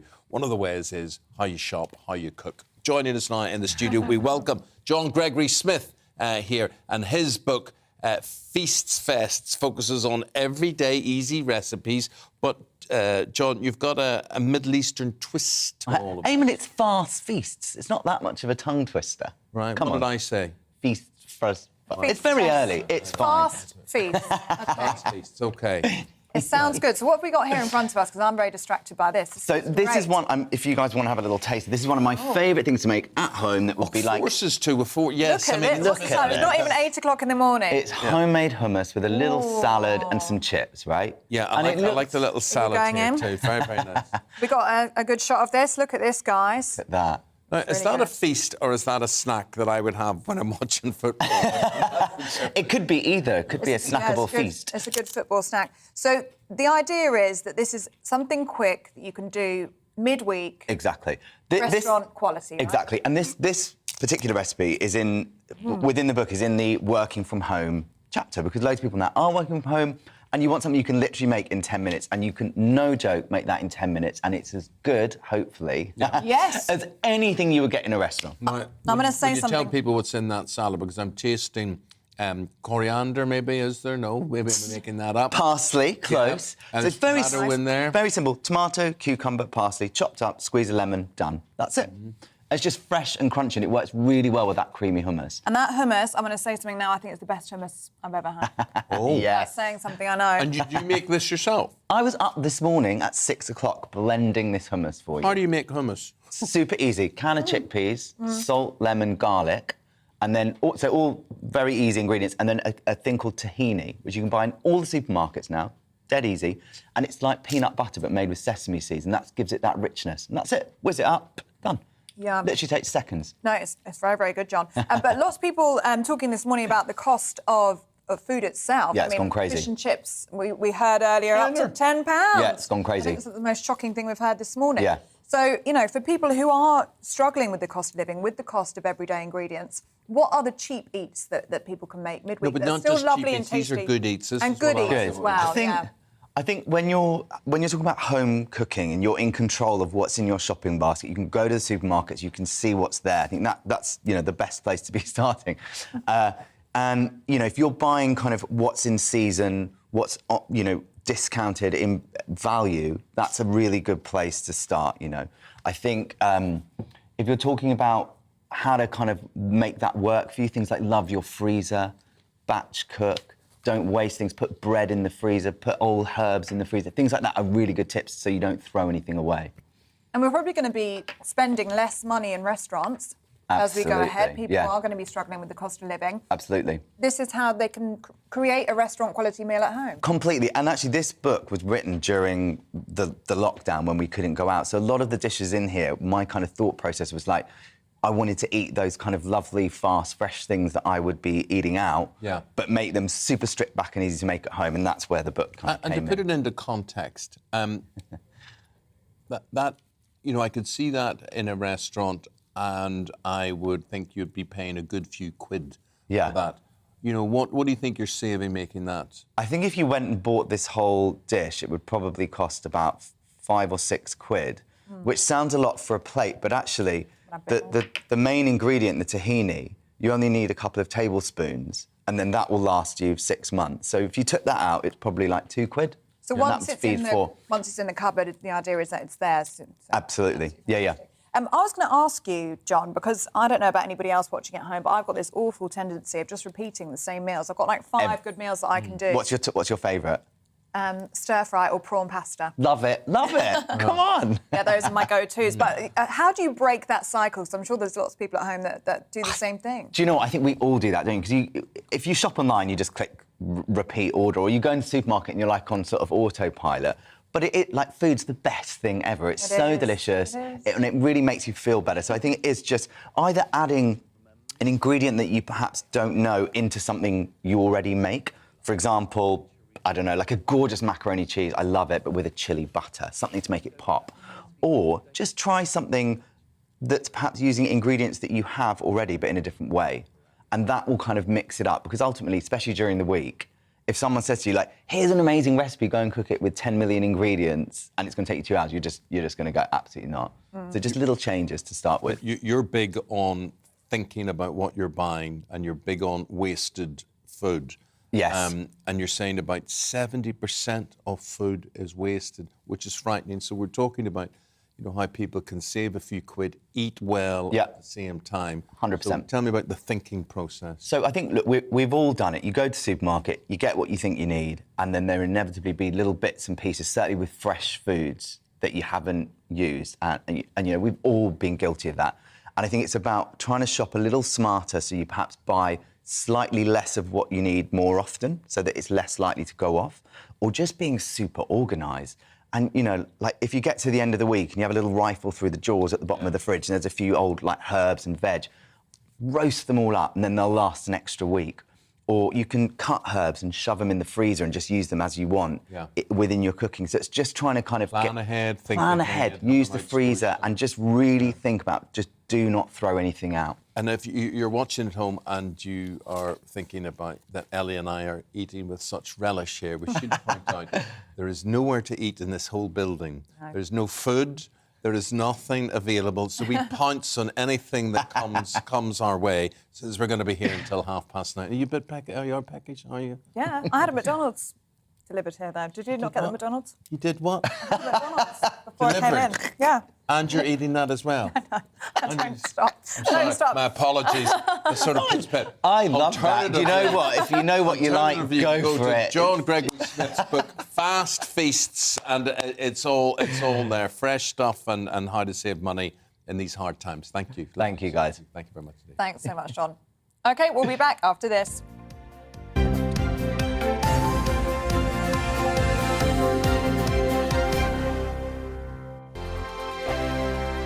We are GB News. We're right across this great nation. On TV, on radio, on digital. Absolutely everywhere. We don't talk down to you. We embrace all voices. With honest and civilised conversation. We're not part of the establishment. We're one of you. And we're only getting started. Join us on GB News, The People's Channel. Britain's news channel. Every morning from 6 o'clock, we'll wake you up with GB News Breakfast with all the stories you didn't know from the night before. So whether it's serious news, entertainment, or your own views from all over our great nation, we're here to kick off your day with a smile. The national media should be reflecting and reporting what's happening here. You will notice the northwestern accents. Whether you're with us on TV, radio, or online, every morning, it's breakfast from 6 a.m. Hope you can join us. Join us for Ministry of Offence, the comedy panel show that's just like the news, in that the left fights the right and it doesn't really seem to matter who wins. We cover the big stories. It was, in fact, a troop of baboons and not angry vegans. I like that. And the really important stories. Fat naked cow gets stuck in swimming pool. It's a headline in a lot of local newspapers. Yeah. We're on the same team, Nick. Yeah, but I'm just helping you. Join us for Ministry of Offence, Saturday nights, 8 o'clock on GB News.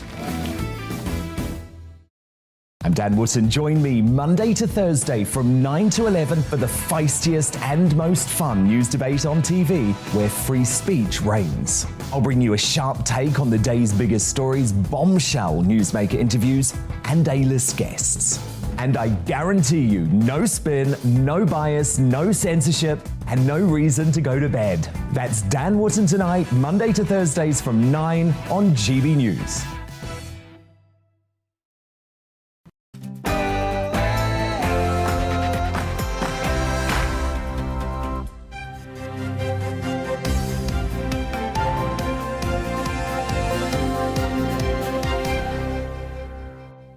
Boris Johnson's ethics advisor resigns over the Prime Minister's rule-breaking. Good morning, it's 8 o'clock on Thursday the 16th of June. This is Breakfast on GB News with Eamonn Holmes and me, Ellie Costello. Here's what's leading the news this morning. Lord Geidt has quit as Ethics Minister. He says he felt frustrated by the Prime Minister's reaction to the Downing Street parties. He is the second person to resign from the role under Boris Johnson's leadership. The Labour Deputy Leader, Angela Rayner, has questioned if the Prime Minister is actually fit to govern. More rights for private renters announced today as Levelling Up Minister Michael Gove promises to reform the private rental market. It involves the removal of no-fault evictions and a pet allowance, but critics say it's a significant blow for the landlords. Interest rates will be announced today. They're expected to rise again, fifth increase since December. Bank of England will announce its steepest run of hikes in 25 years this afternoon. And actor Kevin Spacey will appear in court later today after being charged with sexually assaulting 3 men. The Oscar winner is expected at Westminster Magistrates Court in London and denies the charges. Keep in touch with us throughout the programme this morning. You can email gbviews@gbnews.uk, you can tweet at gbnews, and you can subscribe to the GB News channel. That's on YouTube.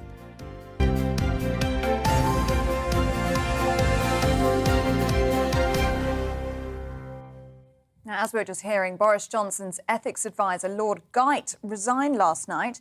It's believed he felt there was a legitimate question over whether the PM had broken ministerial rules during Partygate.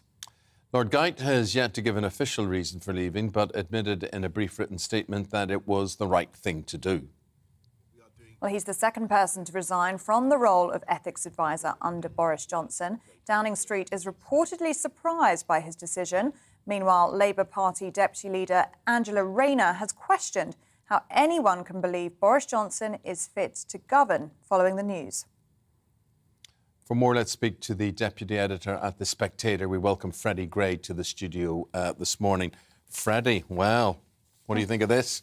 Well, it's just another bit of bad news for Boris Johnson, isn't it? I mean, we thought the government might have drawn a line under Partygate, but Partygate is the story that never dies, as anyone who's been following the news in the last few months has realised. And I mean, the ethics advisor is kind of a ridiculous role. The job is to sort of throw a damp blanket over dodgy stories concerning Number 10. And of course, this is the second one to go. So, I mean, it shows you that Boris Johnson's leadership has problems. Number 10 is keen to say it's just a media obsession.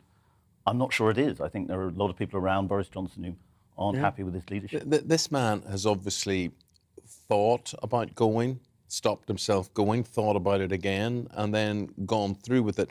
Why do you think the stop-start approach, why has he waited 2 weeks? Why did he not go a fortnight ago?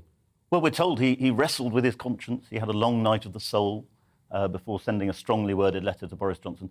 I always treat that with a little bit of scepticism. I suspect he's wanted to go for a while. Boris has been trying to persuade him to stay. He's finally gone. Well, just this week, apparently, Lord Geidt said that he's looking to stay for another 6 months. There was a suggestion by our newspaper reviewer, David Wooding, earlier, that he thinks something else might be going on behind the scenes. What do you think about that? Well, it's possible that it's another scandal on the way, or possibly the wallpaper gate, he was involved with that, that there are going to be more allegations about that. Or it's possible that he just can see that Boris's leadership is flawed. Does he want to be attached to a sinking ship? I mean, this is the second ethics advisor to quit in just over 2 years. This doesn't look good for Boris Johnson, does it? No. I mean, I think it's fair to say ethics is not Boris's strong suit, never has been. I think what you're seeing is a party that's eating itself alive and a government that increasingly is sort of incapable of sustaining Boris's leadership. I mean, he did pass that confidence vote 2 weeks ago. We've got that by-election, 2 by-elections actually next week. How do you think that's going to go? Well, the rebels, the Tory rebels, I think are looking for an opportunity to get him out. If the by-elections are disastrous next week, they will push even harder and we could see another attempt to get him out by hook or by crook. Do you think that we're going to see anyone follow Lord Geidt here? Do you think we'll see more ministerial resignations? I don't know of any on the imminent horizon. But again, politicians are similar to rats in their behaviour, and if they sense that something is sinking, they will escape. And I suppose the question is, who's going to actually follow in Lord Geidt's footsteps? Who's going to fill his shoes? It does seem like a a poisoned chalice? If I was Boris Johnson, I would get rid of the ethics advisor role altogether. Altogether, yeah. It's a bit redundant anyway. There's no need for it. Well, quite. Yes. Thanks very much indeed, Freddie. Really appreciate that. Thank you. Freddie Gray is the deputy editor of The Spectator. Today, the Department for Levelling Up Housing and Communities will publish a long-awaited proposal for reform of the private rental market. Now, this new legislation is said to include a removal of what is called Section 21, a no-fault evictions clause. It will also mean that renters can have pets. Is that what you need to reform the housing sector? Let's now speak to Freddie Poser. Freddie is director of Priced Out. That's the campaign for affordable house prices. What do you think about what's being suggested, Freddie? Good morning to you. Morning. I think that these are all good reforms, and at Priced Out and across the sector, Renters' Rights Coalition, we've been pushing for these reforms, especially the removal of Section 21, which can mean people kicked out of their homes for no fault, because the landlord wants to raise rents or any other reason. But this won't be enough to fix the housing crisis. This will help renters, and it's a good step. But really, what we need to do is radically increase house building in this country. Yeah, but government proposal is to sell off social housing. I can't see really how that contributes to the whole factor, because they're not replacing these social houses. Well, the government claims that they want to see housing associations replace any properties that are sold off under the new right to buy extension. We'll see if that actually does happen or not. It didn't happen, obviously, last time. But it doesn't really matter if we're building social homes or market rate homes. We need to build all of these sorts of homes, and we need to the government needs to stop sort of applying sticking plaster after sticking plaster and actually tackle the root of this problem, which is supply. Freddie, we've had loads of people get in touch on this story this morning. I want to share with you Sandra's email. She said, you cannot blame the private landlords refusing to rent people on benefits, as often the rent is not paid. When the rent was paid direct to the landlord out of benefit, it was fairer, as the rent and council tax was paid. And now it is paid by the individuals. Far more are getting into arrears, both in the private and social sector. Neither are charities, and rent needs to be paid. It needs to work out both ways. So I think lots of people have been in touch basically saying that if this white paper comes to pass, landlords are going to have fewer rights with problematic tenants, aren't they? Yeah, I think I completely disagree with that. Currently the deck is completely stacked the other way. We have a huge amount of government protection for landlords and a huge amount of tax benefits for landlords that have created this private rented sector. And, I'm not arguing we should get rid of the private rented sector. It's clearly an important way for people to access, flexible property. It's a very important part of the sector. But actually, rebalancing the deck, making it actually better to be able to start your life in a flat without having to move every 8 months. I've got friends who, a couple of years older than me, constantly having to move. They can't really set down roots because they're kicked out of their property every year. So, but rebalancing the deck, making sure that landlords have to, treat their tenants with respect, frankly, I think, and allow people to start a family, start their life in the private rented sector. I'm interested in your whole campaign. You are director of Priced Out. So this is a campaign for affordable house prices. How much progress do you make in that? How well is that going? How do you actually achieve that? Well, it's not going very well at the moment. We've existed for quite a few years now, and unfortunately, we haven't made as much progress. I think people are starting to really come round to what we're saying, that this is a crisis. Even if we don't all agree how to solve it.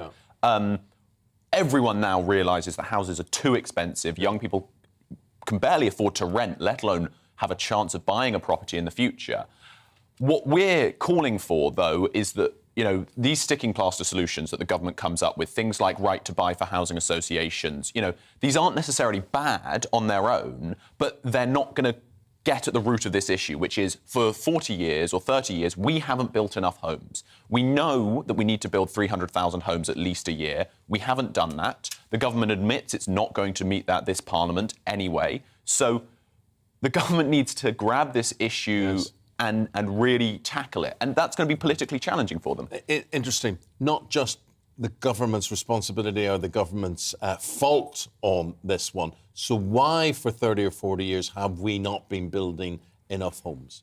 Well, that's a complicated question. One of the issues is there's seriously demand for it. Oh, there's absolute demand. It's all down to the way that regulation and planning permission interact, and it has given, I believe it is given too much power to local residents to say no to housing. Yes, not in my backyard. Exactly. And, that's, I don't want to, paint everyone with a broad brush. Sometimes people propose really inappropriate development. But actually, a lot of the time, we see scheme after scheme. There was a scheme just up in Harrow that TfL wanted to build 100 flats, including affordable flats, on a car park on top of Stanmore Station. Yep. That would have also included making the station step-free accessible, a really good scheme. That's just been blocked by Harrow Council. So it's not just central government's fault. It's also local governments who aren't letting the building happen in their area. So where central government could help is streamlining the whole planning process. And is that something you think you're going to see today?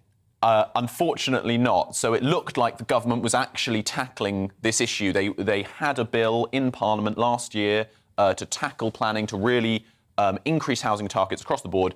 And after the Liberal Democrats won in Cheshire and Amersham on a very explicitly NIMBY campaign, as you say, not in my backyard, against house building, the government got scared.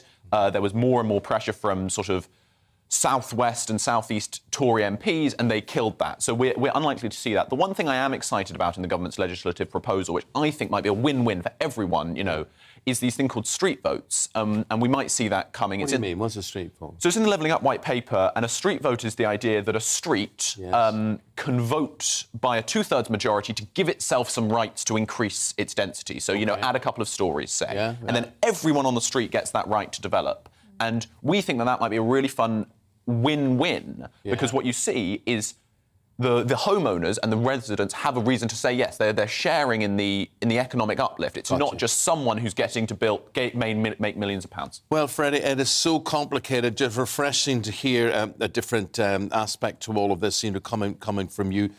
Good luck with your campaign for affordable housing. A lot of people obviously will support you on that. That's Freddie Poser there.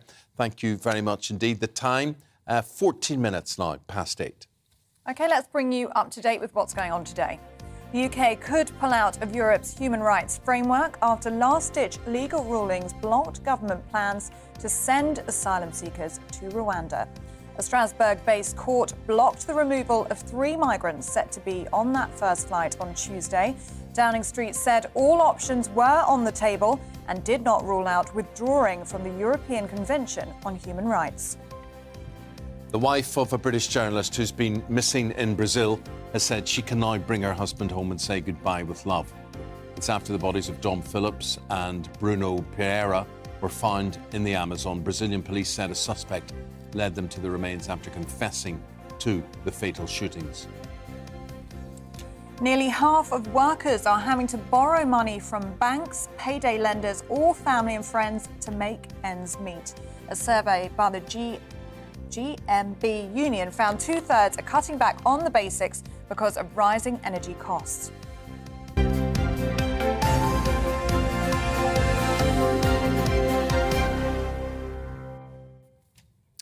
Right, big story now. The Hollywood actor, Kevin Spacey, he will appear in court in London this morning. He's charged with allegations of sexual assault, with most of the alleged offences dating back more than 10 years. Well, our Home and Security editor Mark White is outside Westminster Magistrates Court, where Mr Spacey is expected later. Good morning, Mark. What do these allegations involve? Good morning. Yes, the allegations centre on 4 sexual assault charges and 1 charge of causing someone to engage in sexual activity without their consent. It relates to 3 men. The first charge is said to have taken place in 2005 in London. 2 charges of sexual assault against a man who is now in his 40s. The second tranche of charges, 2 charges, relate to another man now in his 30s, an offence that is said to have taken place again in London in 2008. And then the third charge relates to a man again in his 30s, an allegation of sexual assault that's said to have taken place in Gloucestershire in 2013. Now, all of these alleged offences are said to have taken place while Kevin Spacey was artistic director at the Old Vic theatre in London. He was authorised for charging, we're told by the Crown Prosecution Service last month, but they couldn't formally charge him until he came back to the UK. Mr Spacey has told the ABC network in America that he was disappointed by the decision reached by the Crown Prosecution Service, but has decided to come back voluntarily to face the charges and has said that he is confident that he'll be able to clear his name. We can see the amount of people behind you, and we can hear them as well if we're listening on radio. So it goes without saying that there's going to be a huge media and public interest in these proceedings, isn't there? Yes, especially as we're expecting Kevin Spacey to arrive and walk in the front door. He is not appearing from police custody. Often when people have their first court appearance here at Westminster Magistrates Court, they're driven in a police van into a side entrance and don't have to run the gauntlet of the media. Well, of course, he is a Hollywood A-lister, so it is obviously going to garner a lot of attention, and even now, a couple of hours before his appearance, there are dozens of members of the media who are here. There has been a space where I'm standing that has been cleared, and the court staff have said that that must remain clear. But I think, you know, those avid court watchers like me will know that you know, it's once he arrives, it's going to be a classic media bun fight, I think, as Kevin Spacey leaves his vehicle and heads in here to Westminster Magistrates Court to face these charges, which will be presented to him for the first time. Mark, we'll speak again later. Keep us posted. Thank you very much indeed. With that, we'll take a break and we'll be speaking about a groundbreaking test that could diagnose brain tumours much, much earlier and therefore save a lot of lives. Yeah, more on that after the weather. Hello, good morning. I'm Aidan McGivern from the Met Office. A fine start for most of us and warming up quickly with plenty of strong sunshine around, but not everyone will see the sunshine. Cloud and rain will affect parts of Scotland and Northern Ireland. A cold front moves in here and it'll stick around for much of the day. High pressure further south, meanwhile, allows a lot of sunshine and light winds with building temperatures throughout the day. So for much of England, Wales, southern and eastern Scotland, sunny spells during the morning. Western Scotland, Northern Ireland sees thicker cloud and some showers come along, but those showers will also push into eastern Scotland and perhaps the far north of England by the afternoon. Plenty of sunshine elsewhere, further south across the UK. Mid to high 20s, 29 Celsius likely for London and the southeast. 22 for Aberdeen, so still relatively warm here, but more like 18 to 20 for the rest of Scotland and Northern Ireland. And it's across Scotland and Northern Ireland where thicker cloud and some more persistent rain turns up overnight. Heavy rain there for western Scotland, persistent damp weather for the north and the east of Scotland, and some outbreaks of rain further south into Northern Ireland and southern Scotland. Again, further south, clear spells, but a mild night, a muggy night in places, and a warm start to Friday. Temperatures rising from the word go for much of England, Wales, southern and eastern Scotland. Now, for the rest of Scotland, as well as Northern Ireland, again, we've got thicker cloud and some outbreaks of rain, and that rain will fringe into the far north of England at times as well. Mid-20s in the north of England, low 20s for Scotland and Northern Ireland, but the real heat will be across southern parts of the UK, where 34 Celsius is possible towards the southeast. Strong sunshine, so high UV levels, very high pollen levels as well, and then a thundery breakdown for some this weekend.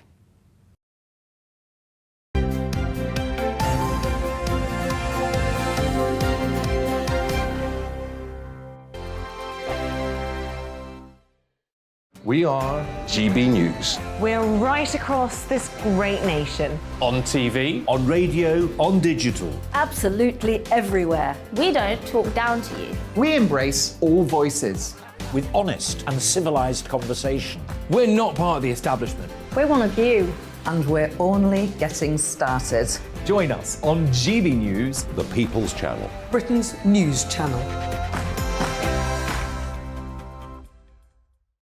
Every morning from 6 o'clock, we'll wake you up with GB News Breakfast with all the stories you didn't know from the night before. So whether it's serious news, entertainment, or your own views from all over our great nation, we're here to kick off your day with a smile. The national media should be reflecting and reporting what's happening here. You will notice the northwestern accents. Whether you're with us on TV, radio, or online, every morning, it's breakfast from 6 a.m. Hope you can join us. Join us for Ministry of Offence, the comedy panel show that's just like the news, in that the left fights the right and it doesn't really seem to matter who wins. We cover the big stories. It was in fact a troop of baboons and not angry vegans. I like that. And the really important stories. Fat naked cow gets stuck in swimming pool. It's a headline in a lot of local newspapers. Yeah. We're on the same team, Nick. Yeah, but I'm just helping you. Join us for Ministry of Offence, Saturday nights, 8 o'clock on GB News. I'm Dan Wootton. Join me Monday to Thursday from 9 to 11 for the feistiest and most fun news debate on TV, where free speech reigns. I'll bring you a sharp take on the day's biggest stories, bombshell newsmaker interviews, and A-list guests. And I guarantee you, no spin, no bias, no censorship, and no reason to go to bed. That's Dan Wootton tonight, Monday to Thursdays from 9 on GB News.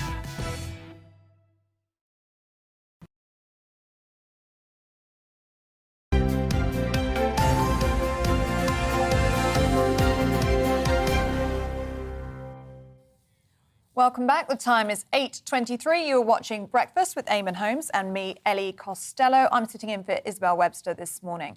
Now, Heather Deary visited her GP more than 10 times over an 18-month period after experiencing headaches and fainting. She was misdiagnosed for a year and a half before doctors finally discovered a brain tumour.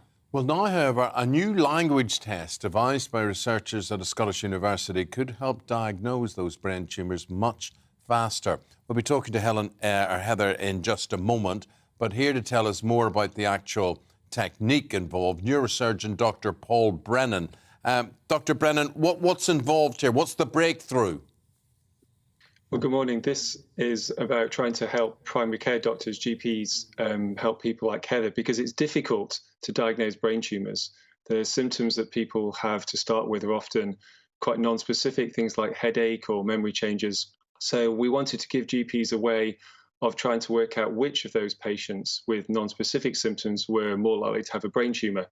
And the test they can use is one that's been around in medicine for many years. And what we did was to show that it's useful amongst people who have brain tumours or who might have brain tumours to work out which patients should be prioritised for brain imaging. That's something that would have prioritised Heather. I hope so. I hope it's something that over the coming months and small numbers of years, we can show that works out in the real world and helps GPs actually make a difference to patients. What we've done so far is trialled it in a hospital where we ask patients to name as many animals as they can in a minute. And it's a test really of how well your brain's functioning. And from the scores that people get in that performance, we can then say whether they're more or less likely to need an urgent scan. It doesn't mean that everyone who has a low score has a brain tumour, and it doesn't mean that everyone who performs well doesn't have a brain tumour, but it's about trying to accelerate the process for people like Heather. So I hope that in future people wouldn't have to go and see their GP quite as many times before they get a scan. It is that this is a simple test, isn't it? But you can spot the signs earlier, and then that in turn means that you might be able to save more lives. Is that the idea? Exactly. I think the earlier we can make a diagnosis in any cancer, the better we can do with treatment. It doesn't always mean that we can save everyone's life because there's so much we don't understand about cancer. But the earlier we can give treatment, usually the less harm, the less side effects that treatment has. And the more well people can live with their tumour or their cancer for a longer period of time. Dr. Brennan, lots of people will be very shocked when they hear Heather's story. Visited the GP more than 10 times over an 18-month period before she was diagnosed with a brain tumour. That does sound really shocking. Is that something that's standard? I think Heather's experience is not standard. There's lots of people who get their diagnosis quite quickly because there are pathways in place to help people get quick scans. But the problem with most symptoms is that it's always more likely to be something else. I mean, if we sent everyone who had a new headache for a CT scan, we would have queues waiting many years to have any scans at all. So it's difficult when first time people get symptoms. But if we can raise awareness of those symptoms, if we can give GPs tests like this simple clinical test, and there'll be things like blood tests that come on stream later on, this package of investigations is what will help GPs and patients get to the answer more quickly. So Heather's experience is not terribly uncommon, but we've always got to remember that it's a very rare tumour, and there's lots of other things going on. Well, Doctor, good luck to you with your work. We've now got Heather beside you. We'll say goodbye to you. Heather, goodness me, what a story. First of all, Heather, how are you at the moment? Yeah, I'm doing well. My last scan was stable, and it's been stable for a number of years now, so I'm doing as well as I can be at the minute. And Heather, tell us about your story then, because we just read that out to Dr. Paul Brennan. It really is very shocking. You went to your GP 10 times before you were diagnosed. Yeah, and they misdiagnosed it with everything under the sun, really. It was uni stress, thyroid, so on all that, things, cluster head, all sorts. I mean, it could have been that they'd been right, but... You know, Heather, you've been living with this for a long time. We go back about 14 years. What was happening to you? We're just trying to work out your signal still standing up there. Sorry, there's a wee bit of problem with your signal. But what was happening to you? If we go back to 2008 and you began to think things aren't right here, what things weren't right? Yeah, I was getting headaches almost daily, fainting, and I was losing my hearing in one ear. But I went to a lot of concerts and still do, so I thought I'd damaged my eardrum. Kept going to the doctor, they did nothing, and then the last doctor I went to, who was my childhood GP, referred me to ENT for hearing tests. They found nothing wrong, so they sent me for an MRI, and then that's when they found the tumour. Your tumour was undiagnosed for so long. Of course, it had effect. So the only option left for you was to have it operated on. Did they get the whole tumour out? No, they got a lot of it out, but there is residual tumour left, and they're just monitoring that now. This test that we've been speaking about with Dr. Paul Brennan, and the idea that you will be able to diagnose people quicker and in turn save lives. It's amazing, and the brain has been incredible. That test is going to make such that in diagnosis terms. Well, obviously, you and lots of other people will welcome the advances that we're hearing about and we're experiencing here. You keep well. Thank you very much indeed for telling us your story. Really appreciate it. Heather Deary there, who's a charity ambassador and, of course, a brain tumour survivor from Ayr in Scotland. Thank you very much indeed. OK, we're going to a quick break, but plenty more coming up after the weather.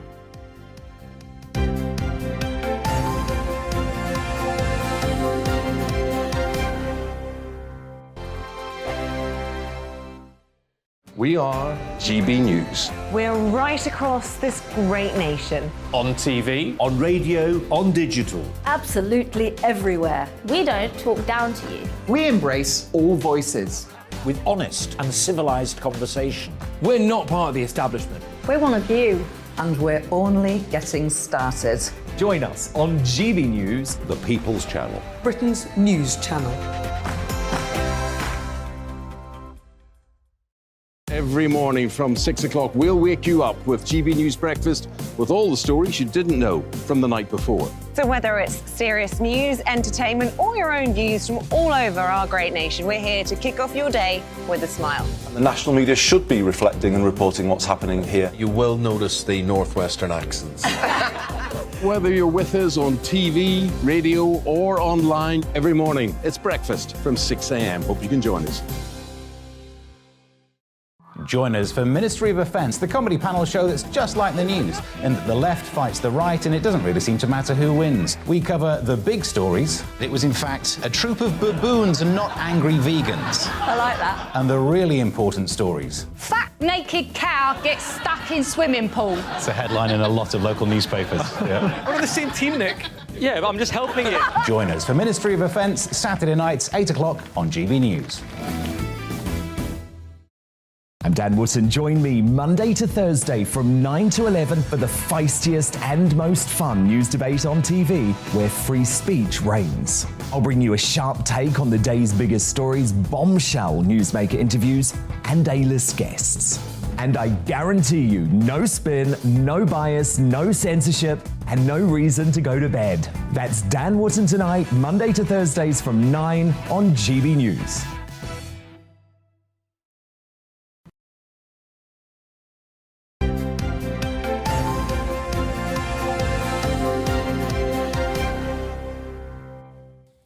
Just after 8:30, looking ahead on today's programme, still to come, as the Prime Minister's Ethic Minister quits, we're going to be talking to the Deputy Prime Minister, that's Dominic Raab, about what happens next. Is there any need for an ethics advisor? Dominic Raab, just after 8:45. Also today, the legendary racing driver Sir Jackie Stewart will be chatting to him about his latest Dementia campaign. He's with us at 9:20. And remember, you can join in on what we've got to say here by getting in touch by emailing and tweeting. And you were saying there's a big response today. Lots and lots of things to talk about. Yeah, loads of people getting in touch on housing. It's on that white paper giving more rights to tenants. Paul says this will undoubtedly reduce supply as many landlords are bailing. Prepare for even higher rents. Do keep them coming in. gbviews@gbnews.uk. Lots of you have been in touch on that story. News-wise, this is what we've got for you. Boris Johnson has been dealt a fresh blow after his ethics advisor resigned. Lord Geit says with regret he feels it was the right thing to do. Earlier this week he said it was reasonable to suggest that the Prime Minister breached the ministerial code when he was fined for lockdown parties. Downing Street says the Prime Minister is surprised by the resignation. The Bank of England is expected to hike interest rates for the 5th time in a row today. GDP fell by 0.3%, which analysts say likely rules out anything more than a small rise. The bank's Monetary Policy Committee is expected to increase base rate from 1%, already the highest in 13 years, to 1.25%. The UK could pull out of Europe's human rights framework after last-ditch legal rulings blocked government plans to send asylum seekers to Rwanda. A Strasbourg-based court blocked the removal of 3 migrants set to be on the first flight on Tuesday. Downing Street said all options were on the table and didn't rule out withdrawing from the European Convention on Human Rights.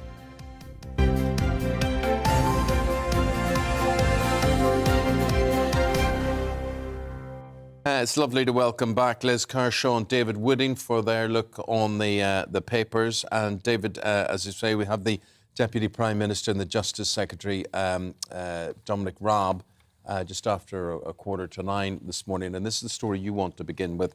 He's going to be talking about rape trials. You take this from the Times. Yes.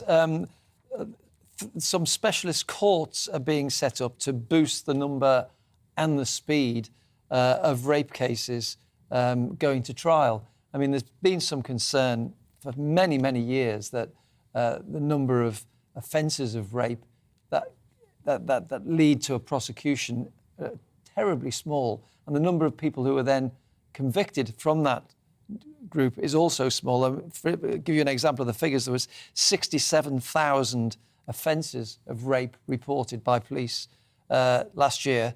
Barely 700 of them led to a prosecution. That's about 1.3% of the total. And so what Dominic Raab is announcing is some specialist rape courts at Leeds, Newcastle and Snaresbrook in London, where people will be, the officials will be taught in trauma management and so forth, and given special skills to handle these cases and get them to court quicker. Because a lot of this is down to the way that these crimes are investigated, aren't they? The Victim Commissioner was writing this morning saying a lot of it's to do with the gathering of evidence. Victims are asked to hand over their phones and their social media. Their data is handed over to police officers. And it's at that point where many victims simply bow out of proceedings. They don't want those cases to go to court. Absolutely. So it does need to start right at the beginning, doesn't it? Yes, because what sometimes happens, as you rightly say, they look at text messages and the emails on the victim's phone, and often the defence use information there which perhaps a bit of flirting with other men, which nothing to do with the offence, which they use then to show that the victim is a person of low morals, and that is used to undermine the case. And there is some concern that perhaps there should be a limit on the information which is accessible from those mobiles. Okay. Let's go to Liz now. And here's a question for all of you watching and listening. Who owns the bottom of the sea, the seabed around the UK? And the answer is, Elizabeth? The Queen. Another Elizabeth. The Queen, yeah. Oh, I know. I'm so pleased they named that new tube line after me that I went on yesterday. I was, ooh. Yes, the Queen is coining it in, apparently, because the more and more wind farms that are built, offshore wind farms, where the structures are embedded in the seabed, put money in her bank account because they have to pay rental on the land. She owns the seabed. I didn't know that, did you? No, so all this, no. Okay, I'm not casting aspersions, but it's not surprising Prince Charles, who's set to inherit all this one day, fiercely believes in offshore wind farms, is it? It's just some... Each one goes down, they get rent on it. Yeah, I just thought this was an astounding fact that... what have they done to get that? You know, it's a radius off the coast, a certain radius. Yeah, I know that she owns all the beaches in the UK are public, aren't they? Unlike in some countries. Mm-hmm. But the Crown owns beaches, but not just the beaches, when the tide goes out and beyond. So when you see all those...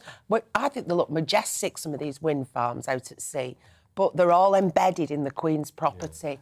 Yeah. And she's making money out of it. But it's money they clearly don't need. That's money that should be given to charity, one would have thought. Well, it pays for, servants, it pays for her carriages, expenses. Whatever. Yeah, something like that. Well, there you go.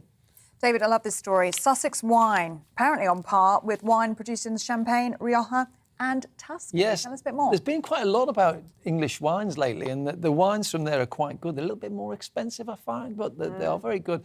And the Sussex wines are to be given a PDO, which is a protected designation order, a bit like the term brie or cheddar cheese. I think there's only one other one in Britain, and that's for some...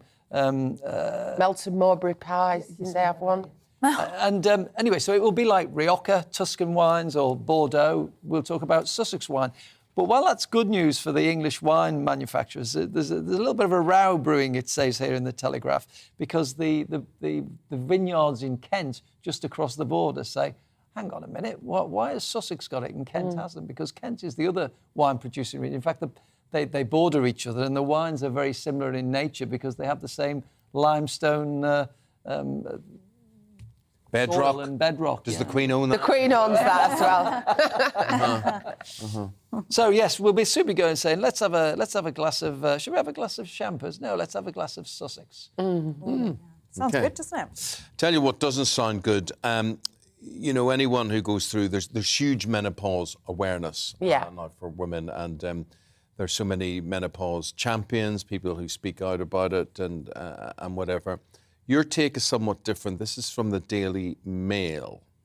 Well, the cry today is, please don't over-medicalise the menopause. Yes, it can cause women great problems, but don't put the fear of God into all women thinking they're going to go through this.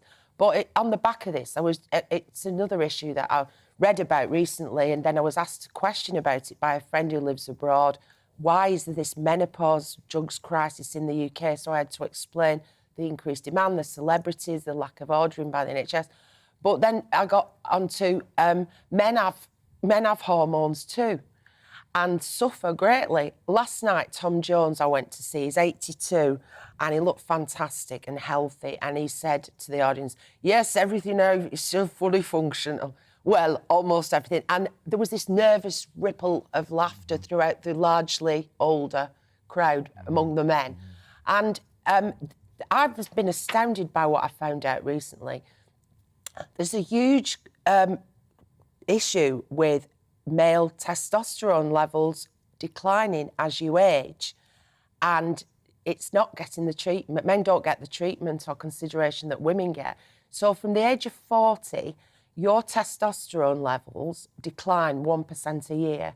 So by the time you're 70, you've lost 40% of your testosterone. Why is this important? Because it means you can develop man boobs, you can get depressed, you lose your libido, you can't function sexually. Muscle tone. Moods. It's moods. It affects relationships because women suspect, he doesn't want me, so he must be having an affair. Let me tell you, every time I raise this with doctors or indeed women, it's mocked and laughed at. Yeah. It is literally. Yeah. And I say, well, I'm a great believer, and I think men go through something, some sort of, they call it, the change of life. Yeah. There has to be some sort. I mean, look at David Wooding. You just have to look there. Yeah. I mean, Adonis. Well, you don't. Have my daily testosterone jab. The male menopause isn't about going out and buying yourself a big Harley Davidson because you can afford it, or a new Porsche because you're now 50-odd and the kids have left home. It's about real physical suffering and the breakdown of marriages and relationships and people laughing. So everybody I've tried to talk to about this, the men in my life, my brother and everybody, in David Wooding this morning, they all got, there's nothing wrong with me. One person says to me, I'm 60 and I'm horny as ever. Nobody's going to... It's not just about that. No, women will talk about this, and they are doing so widely and loudly now. But try talking to a man and saying, is everything all right? Why don't... But if you do, the other aspect is which I looked into. If you do go to the NHS, we have in the NHS, obviously, everybody knows about gynecologists. The equivalent for men is an andrologist. Didn't know that. They don't exist. Oh, right. They don't exist in the NHS. There's no specialists. They're the people who should be looking at men's hormones and prostate's another issue. Something like... a huge percentage of men over 70 have got, at best, an enlarged prostate or, at worst, prostate cancer. Right. But men are their own worst enemies because they'd rather bat it off and laugh about it than get sorted out. OK. If you agree with that, you've got a tale to tell. You don't agree, get in touch, tweet us at GB News. David, there's a story in The Times this morning, lockdown books. We were reading lots during lockdown, and it shows no end. We've rediscovered the joy of reading, Ellie, it seems, because the Times is saying that the sales peak that the booksellers, bookshops saw during the pandemic is showing no sign of abating. In fact, it's taking off. And in fact, if you turn into the business pages of the Times, there's a piece in there not connected to that story, but it is in a way, because W.H. Smiths have seen a boom of 23% in the bookshops they have in airports. They have something like 500 or 600 of these shops. You know what I say, David? I say, who's got time to read? Honestly, it's not for me. People like us, we devour newspapers, we devour magazines, we're reading all the time. I reckon people who are reading novels aren't reading what we're reading and vice versa. I think there's a point there. I mean, I don't have time to read books often. Not only do I have to read newspapers every day, I have to read these thick, but in more ways than one, boring Commons reports, which are heavy-going reading, and then try and turn them into sense for your... Fiction or non-fiction section. We have to do that. So when I go on holiday, I love to buy a piece of fiction. I won't read any biographies. I'm trying to read something that is just for the pleasure of reading. I don't often get that pleasure at home during the... I wonder if this is in conjunction with everyone jetting off on their holidays, though, in the airport chaos, and everybody does what we do and buy novels in the airport and then head off on holiday. The other thing, of course, Ellie, is people read it on a Kindle now. So it's interesting that the printed... That's declined, though, actually, hasn't it? It was like, at one time, all bookshops are going to close and everybody's going electronic and on Kindle, and everybody was getting them. And then people have given up on them and gone back to physical books. What about audio books? They're all right in the car, aren't they? I would worry that would make me nod. Fall asleep, Need to listen to some crime or something. Something a bit scary. So anyway, Elizabeth, Ellie was talking there about buying a book and heading off on your holiday. A lot of people seek the sun. They may not have to leave the UK to seek the sun this year.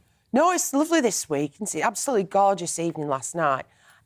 Across France and continental Europe today, it's going to peak. In Paris today, it's going to be 39, 40 degrees. Now, that is hot. I just thought to put it into context, because all the newspapers are getting a bit hysterical about, heat wave. We're all going to die. It could reach 34 degrees tomorrow, which is hot. But in actual fact, the hottest day in June on record was in June 1976, the really memorable year for those of a certain age. Yeah. Standpipes and all the rest of it, empty reservoirs. And prior to that, and that was 35.6 degrees. And prior to that, the same temperature in June 1957. So it's not a heat wave yet, because you have to have a certain temperature for 3 consecutive days or more. And we're not going to achieve the all-time record for the UK this week, just so everybody doesn't panic. Well, it's very pleasant anyway. It is. Long may it last. Guys, really appreciate it. Liz, thank you very much indeed. David, thank you very much indeed. Very enjoyable listening to you both this morning. Thank you very much indeed. 30 minutes now before 9 o'clock. Let's bring you up to date news-wise. The UK could pull out of Europe's human rights framework after last-ditch legal rulings blocked government plans to send asylum seekers to Rwanda. A Strasbourg-based court blocked the removal of 3 migrants set to be on the first flight on Tuesday. Downing Street said all options on the table. But they did not rule out withdrawing from the European Convention on Human Rights. Nearly half of workers are having to borrow money from banks, payday lenders or family and friends to make ends meet. A survey by the GMB Union found 2/3 are cutting back on the basics because of rising energy costs. The wife of a British journalist who's been missing in Brazil has said she can now bring her husband home and say goodbye with love. It's after the bodies of Dom Phillips and Bruno Pereira were found in the Amazon. Brazilian police said a suspect led them to the remains after confessing to a fatal shooting.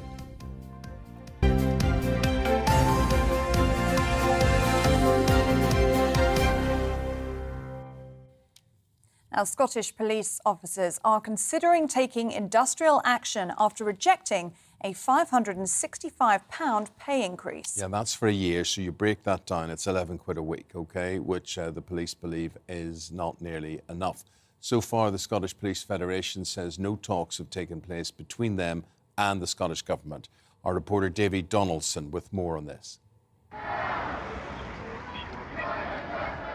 Police Scotland stretched to the limit during COP26 in Glasgow last year. Now the Scottish Police Federation, which represents all officers, are looking for a pay increase of 3.4%. But Callum Steele from the Federation says the offer made by the Scottish Government doesn't come close. It is derisory. It only represents just over 2% for the very lowest earning police officers. It's less than 1% for a huge number of our members. At this time, it just doesn't come close to touching the sides of the challenges that are facing police officers, the same as everyone else in the public sector. But you have to recognise that police officers do not have the same industrial rights as everyone else, and the fact that our pay offer not only does it not recognise that, but seems to actively disregard it in terms of its quantum, shows a dripping contempt for police officers by this government and by our employer. The pay dispute comes as the Scottish Government has offered at least a 5% pay increase to rail workers at ScotRail. But the Scottish Police Federation say no talks have taken place, and although they can't strike, they are looking at taking industrial action. Well, at this precise moment in time, there's just no dialogue taking place. The Scottish Government seems, for some bizarre reason, to be suggesting that negotiations are ongoing. Not only are negotiations not ongoing, there have been no negotiations, full stop. We submitted our claim in February. We heard nothing through until we received a formal offer in May. We have heard nothing since we have rejected that offer. So very clearly, the Scottish Police Federation and our members are considering a whole variety of different actions that we take next. So 17,000 police officers across Scotland will be consulted over industrial action over the dispute with pay. Well, the Scottish Government have released a statement. It says police officer pay is negotiated through the Police Negotiating Board and has been for many years. The PNB process is ongoing in relation to pay for 2022-2023, and therefore it's not appropriate for the Scottish Government to comment. There we have it then. Neither side could even agree that talks are taking place, never mind reaching a settlement. Debbie Donaldson, GB News.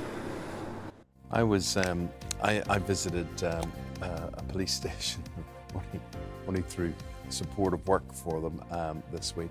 And it just was amazing, the workloads that I was observing. They weren't saying this to me, but I was observing, the manpower that they had to cover certain areas, which is much lower than you would think or what you would expect. When you pick up the phone and, you think, why isn't there a response to this? Well, it comes down to manpower, and one of the things I was looking, the officers were police officers working on child protection, and that must be a horrible job. I mean, my respect to anybody involved in that, and what they have to bring home, and how actually that they were telling me that child abuse is no respecter of race, religion, creed, class, whatever. That it happens all over the place, unfortunately. Yeah, I mean, the things that they have to deal with and see are absolutely horrific in some cases, and they will be saying £11 a week is absolutely nothing for what they have to contend with. So it looks as if we're going to have a bit of a summer. I mean, not that those that would be against the law for those police to strike or whatever, but they may take some form of industrial action. Would you blame them for doing so or not? Let us know. gbviews@gbnews.uk. Well, stay with us because we are going to be speaking to the Deputy Prime Minister, Dominic Raab, after this short break. Hello, good morning. I'm Aidan McGivern from the Met Office. A fine start for most of us and warming up quickly with plenty of strong sunshine around, but not everyone will see the sunshine. Cloud and rain will affect parts of Scotland and Northern Ireland. A cold front moves in here and it will stick around for much of the day. High pressure further south, meanwhile, allows a lot of sunshine and light winds with building temperatures throughout the day. So for much of England, Wales, southern and eastern Scotland, sunny spells during the morning. Western Scotland, Northern Ireland sees thicker cloud and some showers come along, but those showers will also push into eastern Scotland and perhaps the far north of England by the afternoon. Plenty of sunshine elsewhere, further south across the UK, mid to high 20s, 29 Celsius likely for London and the southeast, 22 for Aberdeen, so still relatively warm here, but more like 18 to 20 for the rest of Scotland and Northern Ireland. And it's across Scotland and Northern Ireland where thicker cloud and some more persistent rain turns up overnight. Heavy rain there for western Scotland, persistent damp weather for the north and the east of Scotland, and some outbreaks of rain further south into Northern Ireland and southern Scotland. Again, further south, clear spells, but a mild night, a muggy night in places, and a warm start to Friday. Temperatures rising from the word go for much of England, Wales, southern and eastern Scotland. Now, for the rest of Scotland, as well as Northern Ireland, again, we've got thicker cloud and some outbreaks of rain, and that rain will fringe into the far north of England at times as well. Mid-20s in the north of England, low 20s for Scotland and Northern Ireland, but the real heat will be across southern parts of the UK, where 34 Celsius is possible towards the southeast. Strong sunshine, so high UV levels, very high pollen levels as well, and then a thundery breakdown for some this weekend. I'm Michelle Dewberry and you can join me every weekday 6 till 7 on Jubes and Kerr. Me and my panel will get stuck right into the day's events, and I can tell you, in fact, I can warn you, expect some robust debates, some strong opinions and perspectives from both sides of the fence. It's about you at home as well. I love to read out all of your comments, or at least as many as I can. So join me, Michelle Dewberry, Monday to Friday 6 till 7 on Jubes and Kerr.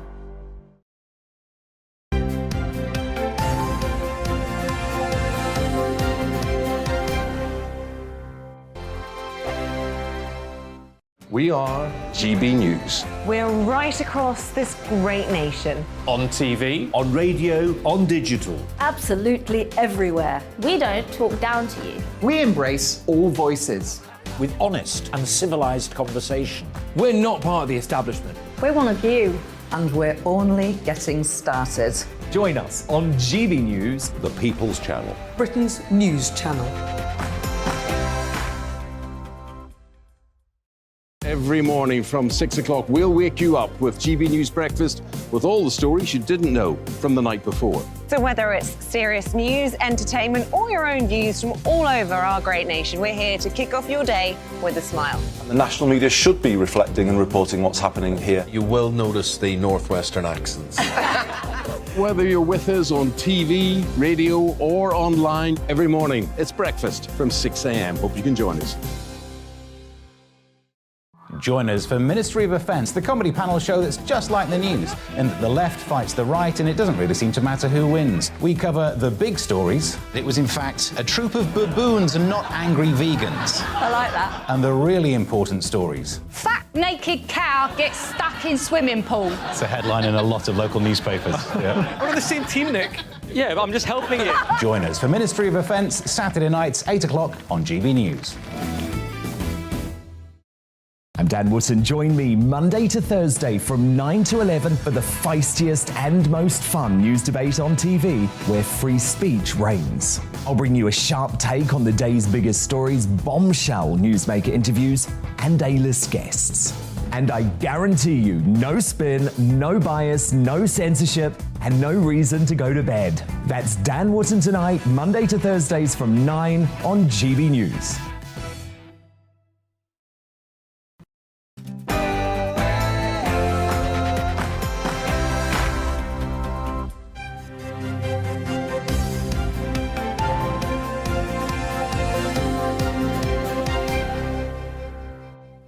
Cost of living, a big issue for you, and we reflect it when we can on the programme. Bank of England today set to decide whether to raise interest rates or not. So we've got our economics and business editor, Liam Halligan, here in the studio. What sort of wriggle room do they have, or what sort of pain are they likely to inflict, Liam? Morning to you. Morning, Eamonn. The question today isn't whether the Bank of England raise interest rates, it's frankly by how much. We've already seen interest rates go up, set by the Bank of England, from just 0.1% to 1%. They've gone up in increments 4 successive times in a row during the 4 successive monthly meetings.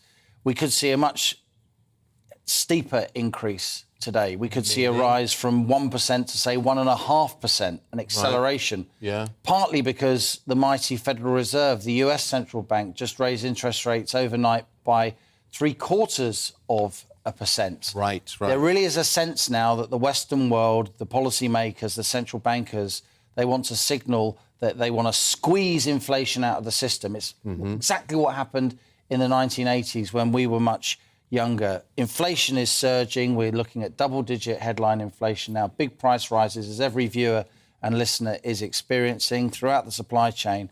So there's a sense now that, led by the Americans, central bankers around the Western world are going to really go for this and signal to everybody they're not going to put up with high inflation, high interest rates coming, which, of course, is good for savers, but not good if you've got a variable rate mortgage. But just explain or the other science borrowing. of that. The more expensive they make money, the less likely people are to borrow it and therefore spend it. That's right. They want to slow down the economy effectively so you don't get lots and lots of inflation. You slow down the price rises by slowing down the economy. It sounds really drastic, Eamonn, and it is. But the reason you do that is because if inflation really takes hold, if inflation goes from where it is now at 8-9% to 15-20%, then investment stops. Then wages have no hope of keeping up with those price rises. Then living standards really, really start to suffer. And you're faced not with potentially a 70s situation, you're presented with a 1930s style situation. So the historic precedents are there. I mean, listen, I'm no economist, but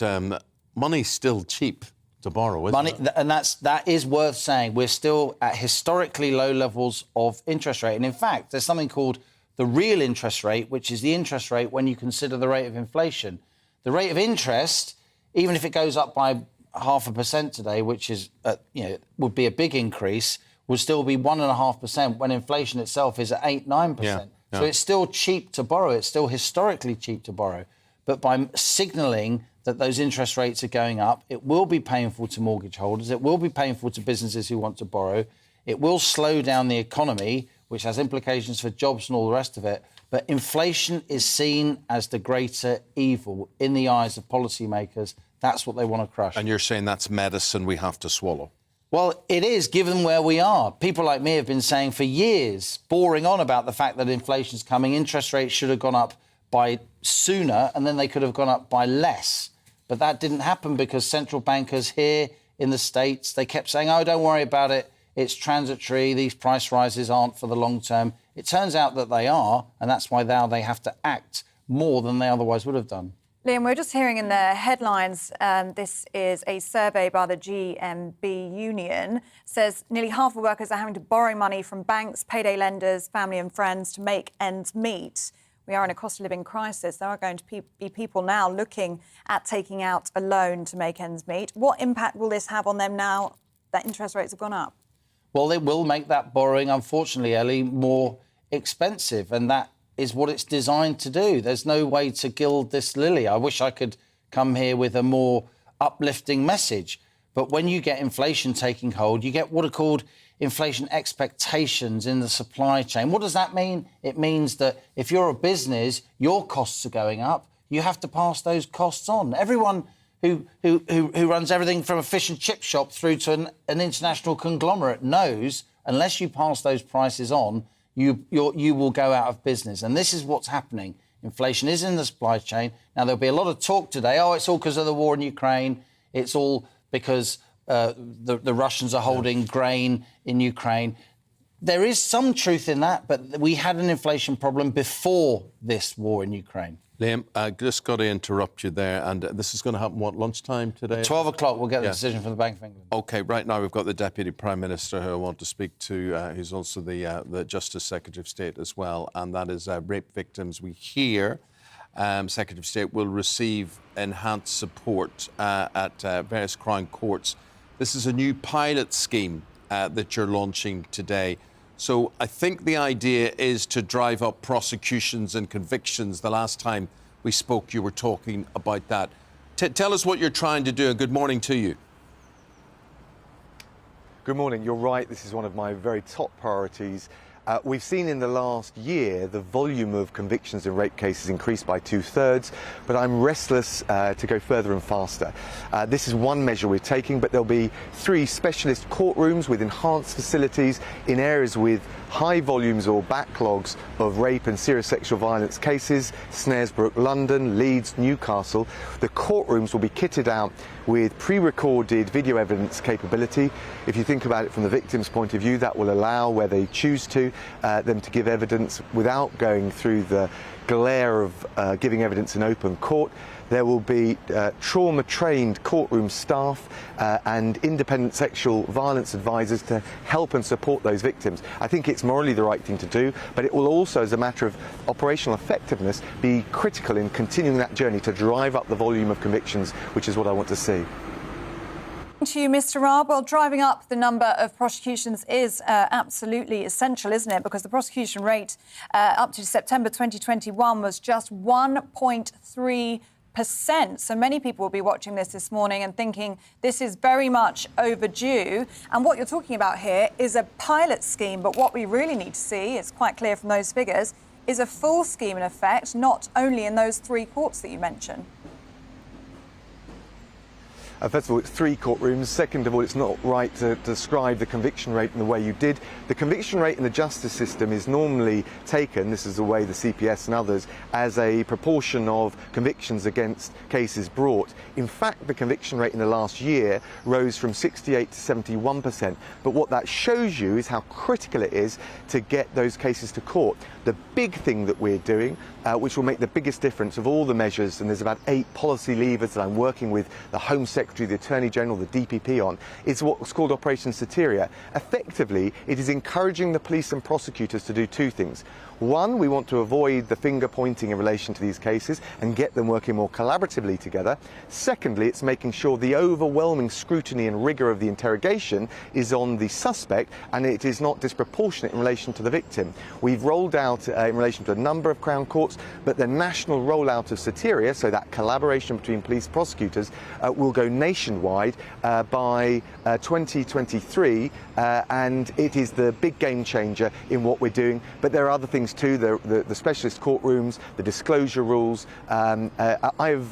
If you compare to 2010, the funding for victims of crime across the board will be quadrupled by 2024. So across all of these measures, I'm doing everything I can to give the victims, particularly the victims of rape, a better service so they've got confidence in the system, and also so that we drive up convictions. So, if I'm reading you correctly on this one, and as I said, we have talked about this before in previous interviews, but this is you're saying you're looking at a whole new way, a reformed way, a new way of investigating rape.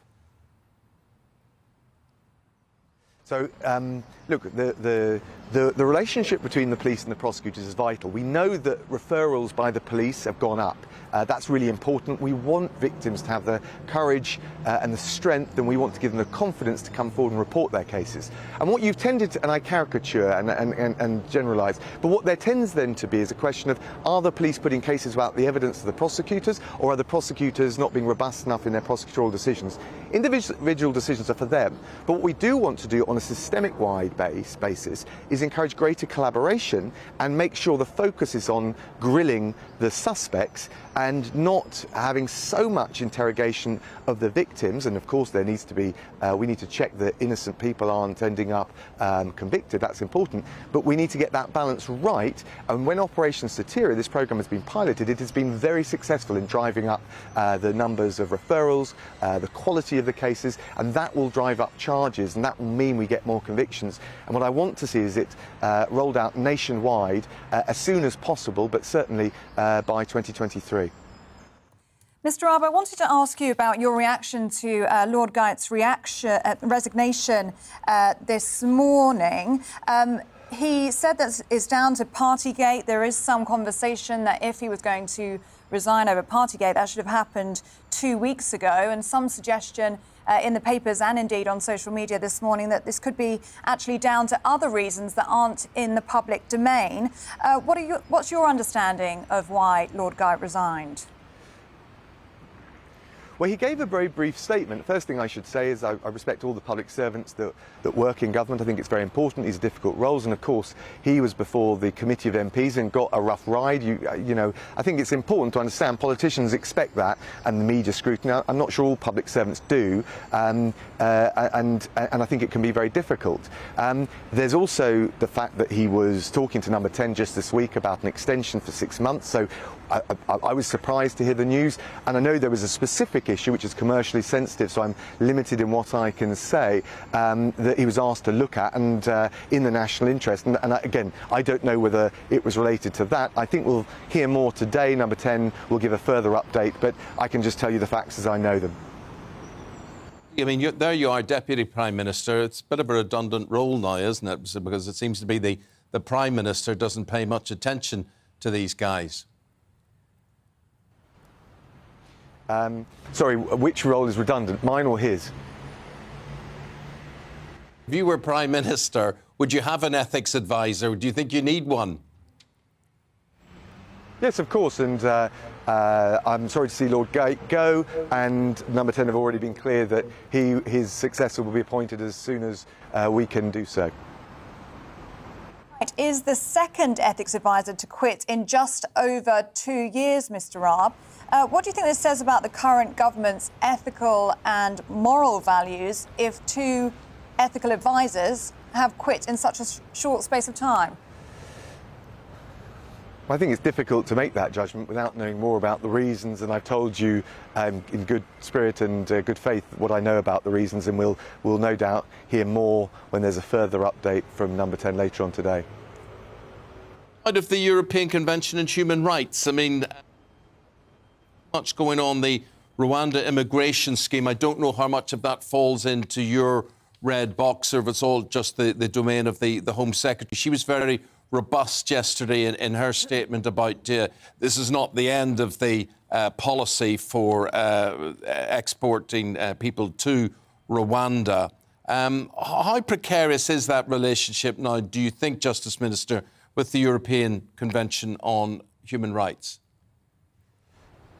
Well, look, what I would say is there's the government and the Home Secretary, who is trying to avoid the human right and prevent and curb the human rights abuses that we see in this trade in human misery through small boats across the Channel. And what we're doing is trying to stop those abuses. That's the way to promote greater human rights in this area. Of course, we had the High Court, the Court of Appeal say that the UK and the government could proceed to remove these individuals, or at least some of them, pending the bigger hearing that will happen in a few weeks' time. I think it's very disappointing the Strasbourg Court, on what looks like a very flimsy basis, has sought to intervene. But I suppose it strengthens the case for a Bill of Rights, which I'm going to publish shortly, to replace the Human Rights Act and give us greater control over the interpretation of human rights, and in particular avoid Strasbourg applying what are tantamount to injunctions. And of course there's no power, there's no basis in the Convention for them to do so. Not a fan of these last-minute injunctions. I mean, is it true, your front page of the Daily Mail today, Raab's threat to ignore Euro Court rulings. Are you reviewing this? Are you examining whether it would be possible to disregard what bodies like this say? Oh, we've already looked at it, and our Bill of Rights will contain provision which will allow us to make sure that injunctions are decided by the UK courts on a UK basis, and they can't be superimposed by Strasbourg. And just to be clear, we plan to stay a party to the Convention. That's always been our approach to the Bill of Rights. But it is important the Strasbourg Court adhere to their mandate under the Convention as well. And that's why I think trying to upgrade these Rule 39 orders, or interim orders as they're known, to a full-blown injunction is quite wrong. Both in this case, I would say, and I would argue, not least because the UK courts and the superior courts of the UK held that the injunctions were not appropriate, but also as a matter of the mandate of the Strasbourg Court under the Convention. Mr. Raab, we paid $120 million to Rwanda for this scheme, reportedly paid £500,000 for that plane on Tuesday that was cancelled by the ECHR whilst it was still on the runway. People were actually had to be taken off that flight. It will lead many people this morning to be asking the question, Mr. Raab, who runs this country? Is it the European lawyers, or is it our elected government? You're absolutely right. It's an elected government, lawmakers, and I should say, respecting the decisions of our superior courts in this country. That's exactly what our reform of the Bill of Rights, replacing the Human Rights Act, which is licensed, promoted, encouraged a lot of this nonsense, will help achieve. Secretary of State, we'll leave it there. Thank you very much indeed for your time this morning. Appreciate it. OK, well, the former editor of the Daily Mirror, Dawn Neeson, joins us now. Dawn, let's start with your reflections there on Dominic Raab. Well, just kind of this Daily Star, not the Daily Mirror, by the way. Oh, sorry. Just reading off the Absolutely. No, that's fine. Well, there's a lot to unpack there. I mean, you were right about the prosecution rates there earlier, and the one thing that annoyed me about what Mr. Raab has just said is that, you know, prosecutions for sex crime and rape are improving. Well, they are improving, but from an all-time low, Ellie. And look, anything that helps women come forward is a good thing. However, we shouldn't be in this state we're in where we have to set up special rape courts. No, they should be dealt with, taken seriously in the main court, in every courtroom in this country. And the fact we have to make this special treatment for rape, it's just completely wrong. I mean, women have no confidence in the police in coming forward. I mean, Sarah Everard is sort of like a case in point. I know that was, you know, a particularly heinous example. But, I mean, confidence in the police for women is at an all-time low. Misogyny in the police force is incredibly high at the moment. We know that. And, you know, women have been treated and still are being treated like they are not victims in rape and sexual assault now. So that is why so many women are coming forward. So there are so many things there that you know, Mr. Raab said that I just wanted to go, no, but hold on. Why are we doing this? Why have we not done that? And it's like, again, with a lot of things, and this isn't even political, a lot of things this government says, you do wonder whether it's saying something to get a headline that makes people go, oh, that's a really good idea. Whereas if you drill down into it, we shouldn't be in this state in the first place. And that's what the Victims Commissioner has been saying. I mean, obviously, we're talking about this pilot scheme for the courts, but she was saying this happens way before the courts. This is the gathering of evidence, asking victims for their phones, for their social media. Do you think that culture needs to change first, perhaps, before we look at very the much court system? so. I mean, look, it is important that, you know, women are taken seriously. I'm not saying that everyone that comes forward and makes a rape, it has to be believed, but you have to be taken seriously. Because we do know that you know, people do make up allegations and innocent men have suffered. That is wrong too. However, women are not taken seriously. The very fact that... he talks about this new video technology in court, which allows more support to victim support, and they're funding that to the tune of £500 million. Pre-recorded cross-examination for rape victims there as well. And then they talk about this new approach to investigating rape that focuses on the suspects, not the victims. Yeah, but the fact that we have almost been making victims to be suspects, Eamonn, the fact that if you report a sexual assault or a rape, your mobile phone is taken off you. Your holiday pictures are gone through. Yeah, no, I get that, but do you get there? I mean, what you're really saying is, can we believe a word they say? I mean, they're saying that things are going to change, but I mean, that's what they're saying. They're saying things will change. Look, I really hope, along with every other woman in this country, that things do change because, as I said, you know, rape prosecutions are at an all-time low, and he was being a bit disingenuous with the figures there. And women are still very nervous about going forward. So I really hope that this is something that is going to change. However, the fact that we, as I said, we are making this a special thing worries me because it shouldn't be a special thing. It should have been going on all the time, Eamonn. Thanks very much, Dom. Thank you. Got to leave it there. Appreciate that. The time's 17 minutes now past 9 o'clock on this Thursday morning.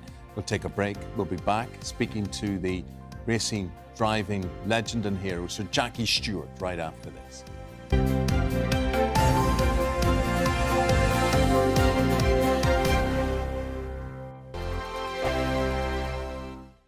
We are GB News. We're right across this great nation. On TV, on radio, on digital. Absolutely everywhere. We don't talk down to you. We embrace all voices.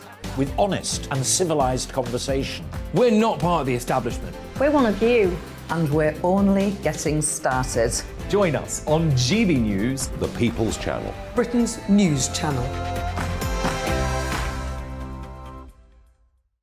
Every morning from 6 o'clock, we'll wake you up with GB News Breakfast with all the stories you didn't know from the night before. So whether it's serious news, entertainment, or your own views from all over our great nation, we're here to kick off your day with a smile. The national media should be reflecting and reporting what's happening here. You will notice the northwestern accents.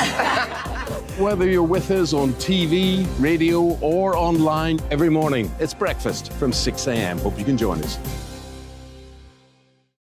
Join us for Ministry of Offence, the comedy panel show that's just like the news, in that the left fights the right and it doesn't really seem to matter who wins. We cover the big stories. It was in fact a troop of baboons and not angry vegans. I like that. And the really important stories. Fat naked cow gets stuck in swimming pool. It's a headline in a lot of local newspapers. Yeah. We're on the same team, Nick. Yeah, but I'm just helping you. Join us for Ministry of Offence, Saturday nights, 8 o'clock on GB News.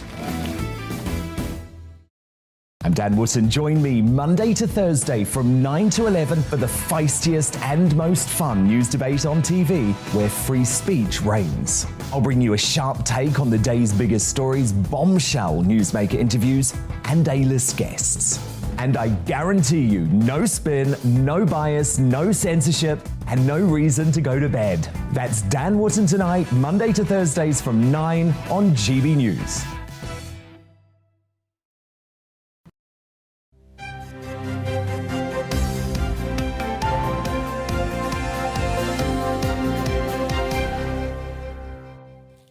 Very good to see you again.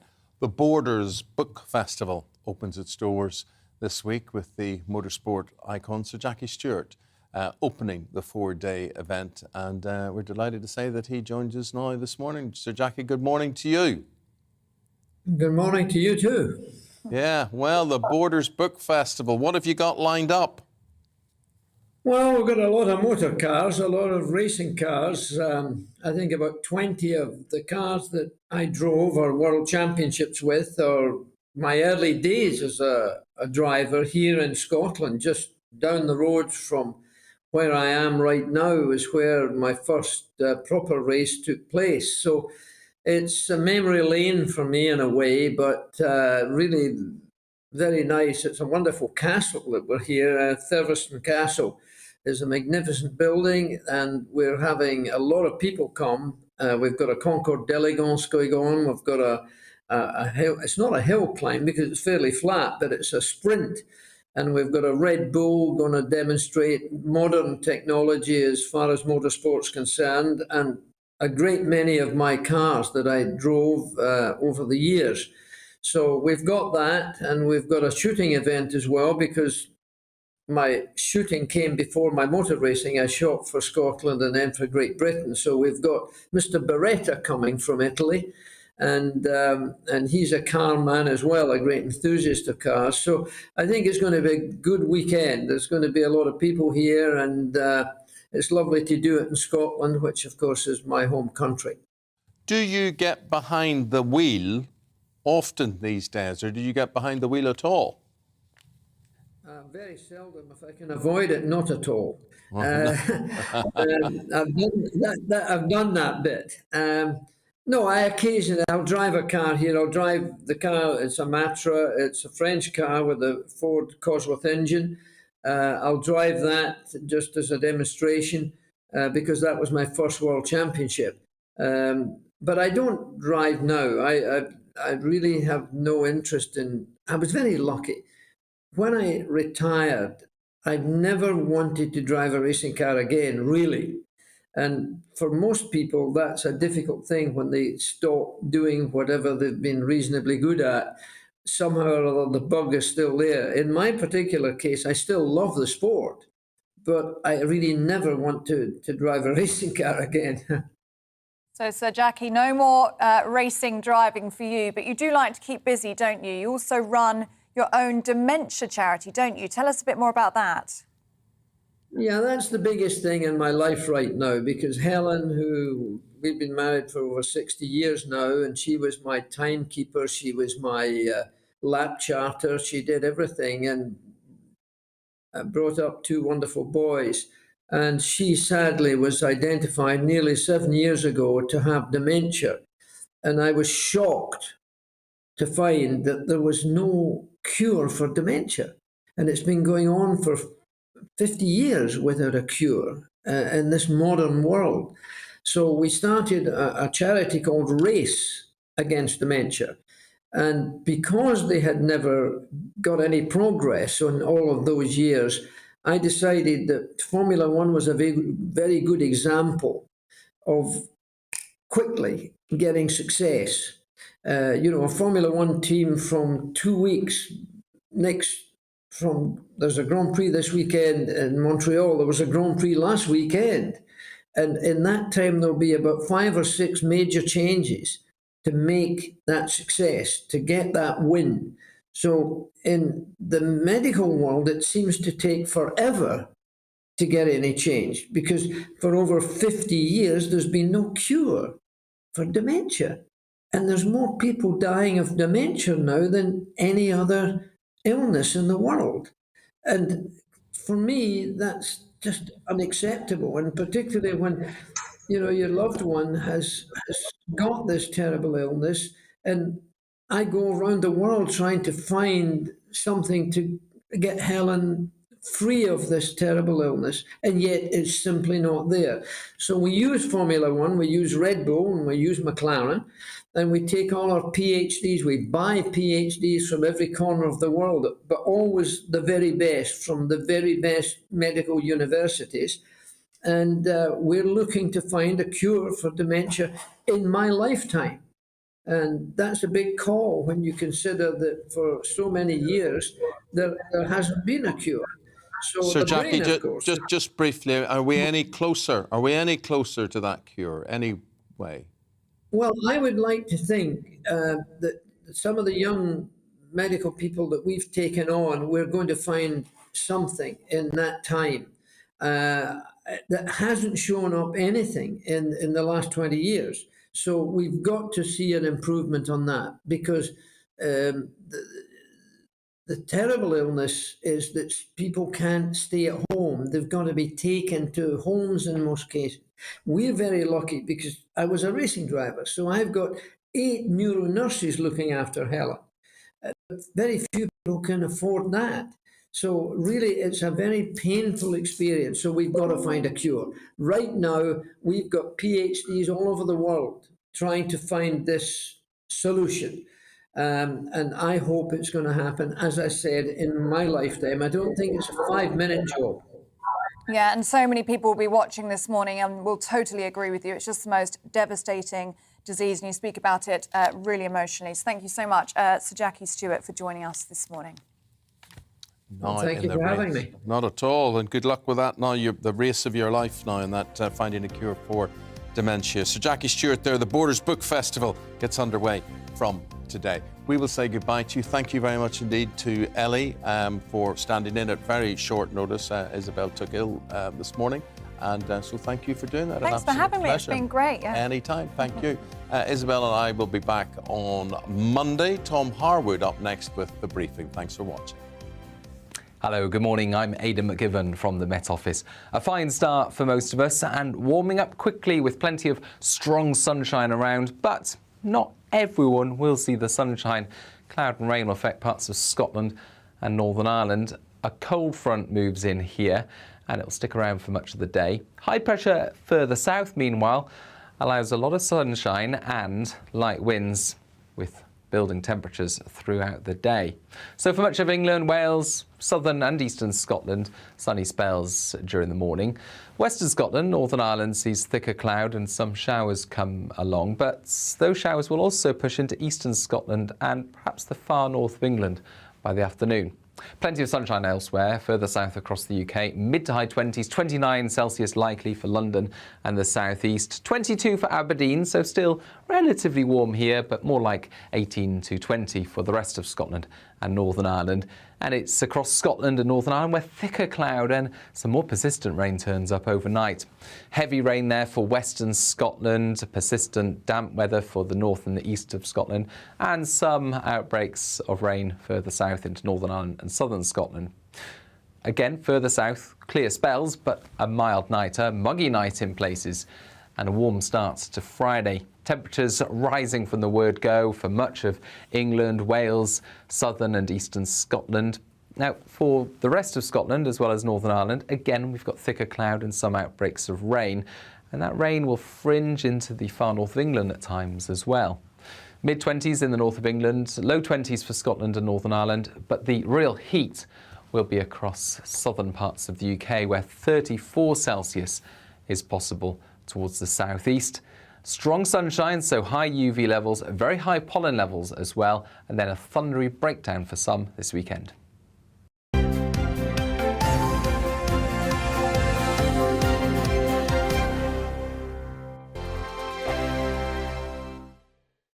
We are GB News. We're right across this great nation. On TV, on radio, on digital. Absolutely everywhere. We don't talk down to you. We embrace all voices. With honest and civilised conversation. We're not part of the establishment. We're one of you. And we're only getting started. Join us on GB News, The People's Channel. Britain's news channel. Every morning from 6 o'clock, we'll wake you up with GB News Breakfast with all the stories you didn't know from the night before. So whether it's serious news, entertainment, or your own views from all over our great nation, we're here to kick off your day with a smile. The national media should be reflecting and reporting what's happening here. You will notice the northwestern accents. Whether you're with us on TV, radio, or online, every morning, it's breakfast from 6 a.m. Hope you can join us. Join us for Ministry of Offence, the comedy panel show that's just like the news, in that the left fights the right and it doesn't really seem to matter who wins. We cover the big stories. It was in fact a troop of baboons and not angry vegans. I like that. And the really important stories. Fat naked cow gets stuck in swimming pool. It's a headline in a lot of local newspapers. Yeah. We're on the same team, Nick. Yeah, but I'm just helping you. Join us for Ministry of Offence, Saturday nights, 8 o'clock on GB News. I'm Dan Wootton. Join me Monday to Thursday from 9 to 11 for the feistiest and most fun news debate on TV, where free speech reigns. I'll bring you a sharp take on the day's biggest stories, bombshell newsmaker interviews, and A-list guests.